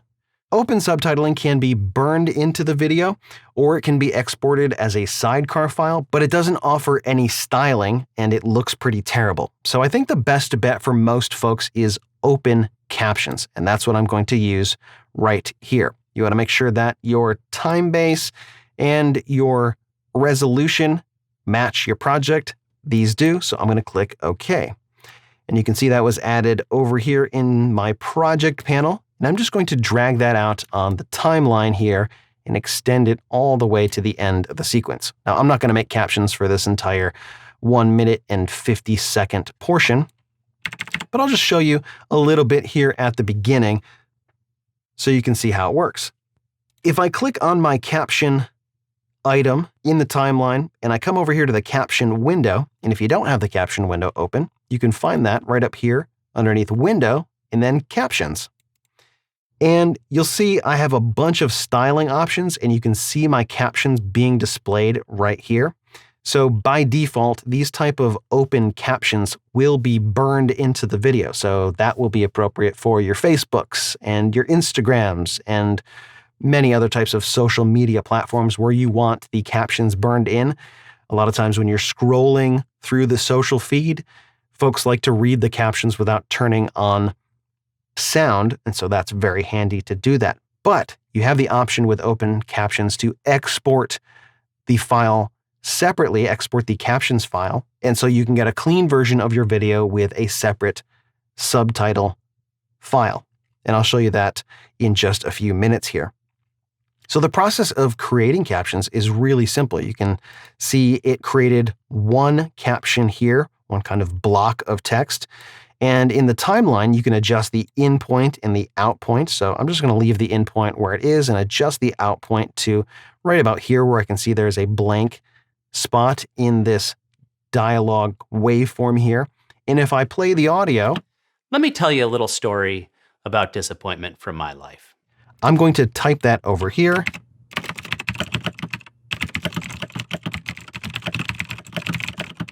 There we go. A couple of things you want to keep in mind.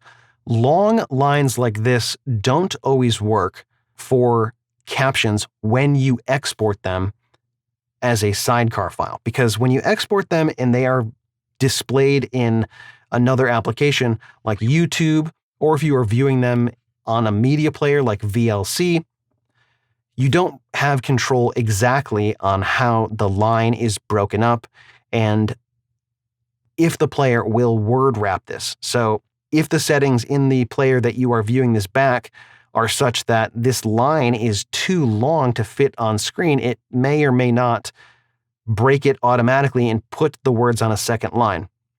So it's probably safest to just manually do a line break by hitting enter here and putting longer lines like this on two separate lines. I'd also probably center this up and probably make this a little bit bigger, something like 45, something like that. And you can adjust the font style, the size, and a bunch of other parameters from faux bold to italic. You can set the background color, you can set the font color, and all of that. That's not going to affect the sidecar file, that's only going to affect the burned-in captions. To add another caption here, we can just click the plus button. I love gardening. All right, pretty easy. There we go. You can see that this is a very iterative process. To add another caption, you just click Add Caption right down here, and then add the next line. The process of actually typing this in is, I think, where captions become really tedious and sort of painful. And thankfully, there are a few automated tools to be able to help you, and I wanted to show you a few of those. One of those is a third-party service, something like Rev or Scribby, or something like Transcriptive from Digital Anarchy. All of these cost money. So in the case of Transcriptive, this is a plugin, which you can see that lives inside of Premiere, and it will do the transcriptions and it'll follow along with the video. You pay for the plugin and then you pay for the transcription. So it's a one-time fee for the plugin, and then every time you want something transcribed, there is a fee that is either per word or per time, I believe. That's something you can look into. And then something like Rev is a transcription service that's done with humans. And so that tends to cost a little bit more long-term, but the accuracy is close to 100%. So if you're doing a lot of transcription, those are options that you may want to look into. I have found a little bit of a workaround, and there's a couple of different ways to do this, but you can get something as simple as a Google Doc to transcribe for you if you have a microphone connected to your system. And let me show you how that works. So I'm just going to pin Premiere over here, and I'm going to roll this back a little bit. And in the Google Doc, underneath Tools, there's an option for voice typing, which I already have enabled. If I start to play my sequence here, and then I click this microphone button, check out what'll happen. And it's a way for me to watch things grow. It's also a way for me, hopefully, to eat a couple things in the summertime. And this year, I decided to really kick up my gardening level a notch. Okay. The only downside to this is as soon as you click outside the tab, it stops the microphone. And so you kind of have to leave this tab active for however long you are going to do this kind of automated transcription thing, and it doesn't do any punctuation. However, you can take advantage of Grammarly if you have that installed, and the built-in spell check, which is also really, really handy. Another option that I found, and I've actually used this more than this Google Doc method, is using a Google app, and this is only for Android phones, but there's probably something out there for iOS as well. Google tends to be a real powerhouse in the world of transcription, and they have a few apps that you can use to do this sort of automated transcription for free. One of those is Live Transcribe. This works on older devices, so the phone that I use is about 4 years old, and that works just fine with this. And the really cool thing about Live Transcribe is it does punctuation, and it'll go back and fix punctuation like 30 seconds back in the past. So you'll see it go down and be transcribing, and it'll sort of guess on the fly at what the punctuation is. But then as it discovers that it has like a 85-word run-on sentence, it'll go back and add the punctuation, and it is incredibly accurate. Every once in a while, it has a little bit of a hiccup, and you have to use a device to do this. So basically what I do is I launch the app, I play the audio that I want to have transcribed, and I've had this run for a couple of minutes without any sort of problem. I stop my audio, I copy the text from this Live Transcribe app, and then I switch apps on my phone over to this Google Doc that I already have open, and then I paste the text in here. Let me show you the difference between this Google Doc method and this Live Transcribe method. I ran that same section and a little bit further so I could pick up some of the punctuation.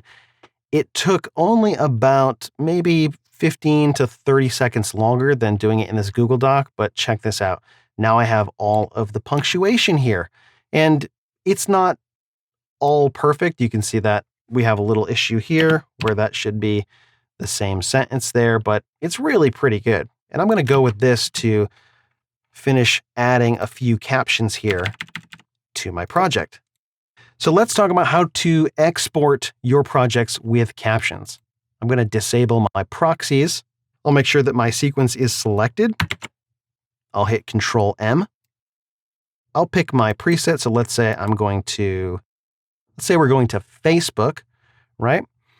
Over here in the Captions tab, we have the option to burn in our captions. And so it's not going to burn in for the entire time here, but if we shorten this up,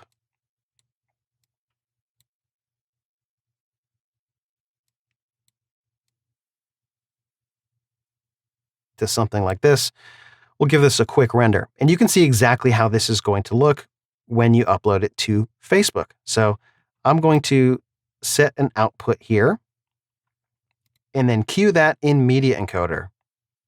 I'm going to get that started, and then I'm going to export this again, and I'm going to use about the same in and the out point, which is fine. But this time, I'm going to scroll back here so you can see the caption. I'm going to select underneath Export Options, create a sidecar file. And when I do, you're going to see the captions, which look like they were going to be burned in, disappear. And so what this is going to do is it's going to export the captions as a separate file. That's what a sidecar file is, something that lives along the main file. And you have a few different options. Here you can use the STL format, and you have a bunch of different options down here. Probably the one that I have seen used most often is SRT. I believe that's what YouTube uses. And so I'm going to just export it with the same settings that I had before. I'm going to cue this in Media Encoder, and let's take a look at both of those when that's finished exporting. All right, here's what we have. We have the video with the burned in captions. Let's check that out. Let me tell you a little story about disappointment from my life. I love gardening, and it's a way for me to watch things grow. It's also a way for me, hopefully, to eat a couple things in the summertime. That looks exactly like you expected. The captions are burned in. Let's check out this second file here. Let me tell you a little story about disappointment from my life. I love gardening. Now you can see the captions look different, and that's because they are being displayed by VLC. So the captions are right down here in this SRT file. And in fact, this is really simple. It's just a simple text document with a SRT file extension. And there's timecode up here. It's kind of the beginning and end timecode for each one of these caption blocks, if you will. And then the number of the caption. And that's really pretty much it. I mean, you could almost make your own captions manually in this text file here. And so you can use that to upload to YouTube. And I like using the open captions because it gives you the option to create nice, kind of stylized, burned-in captions like this and export your file as a sidecar. Well, that about wraps it up for this lesson, and in fact, wraps it up for this course.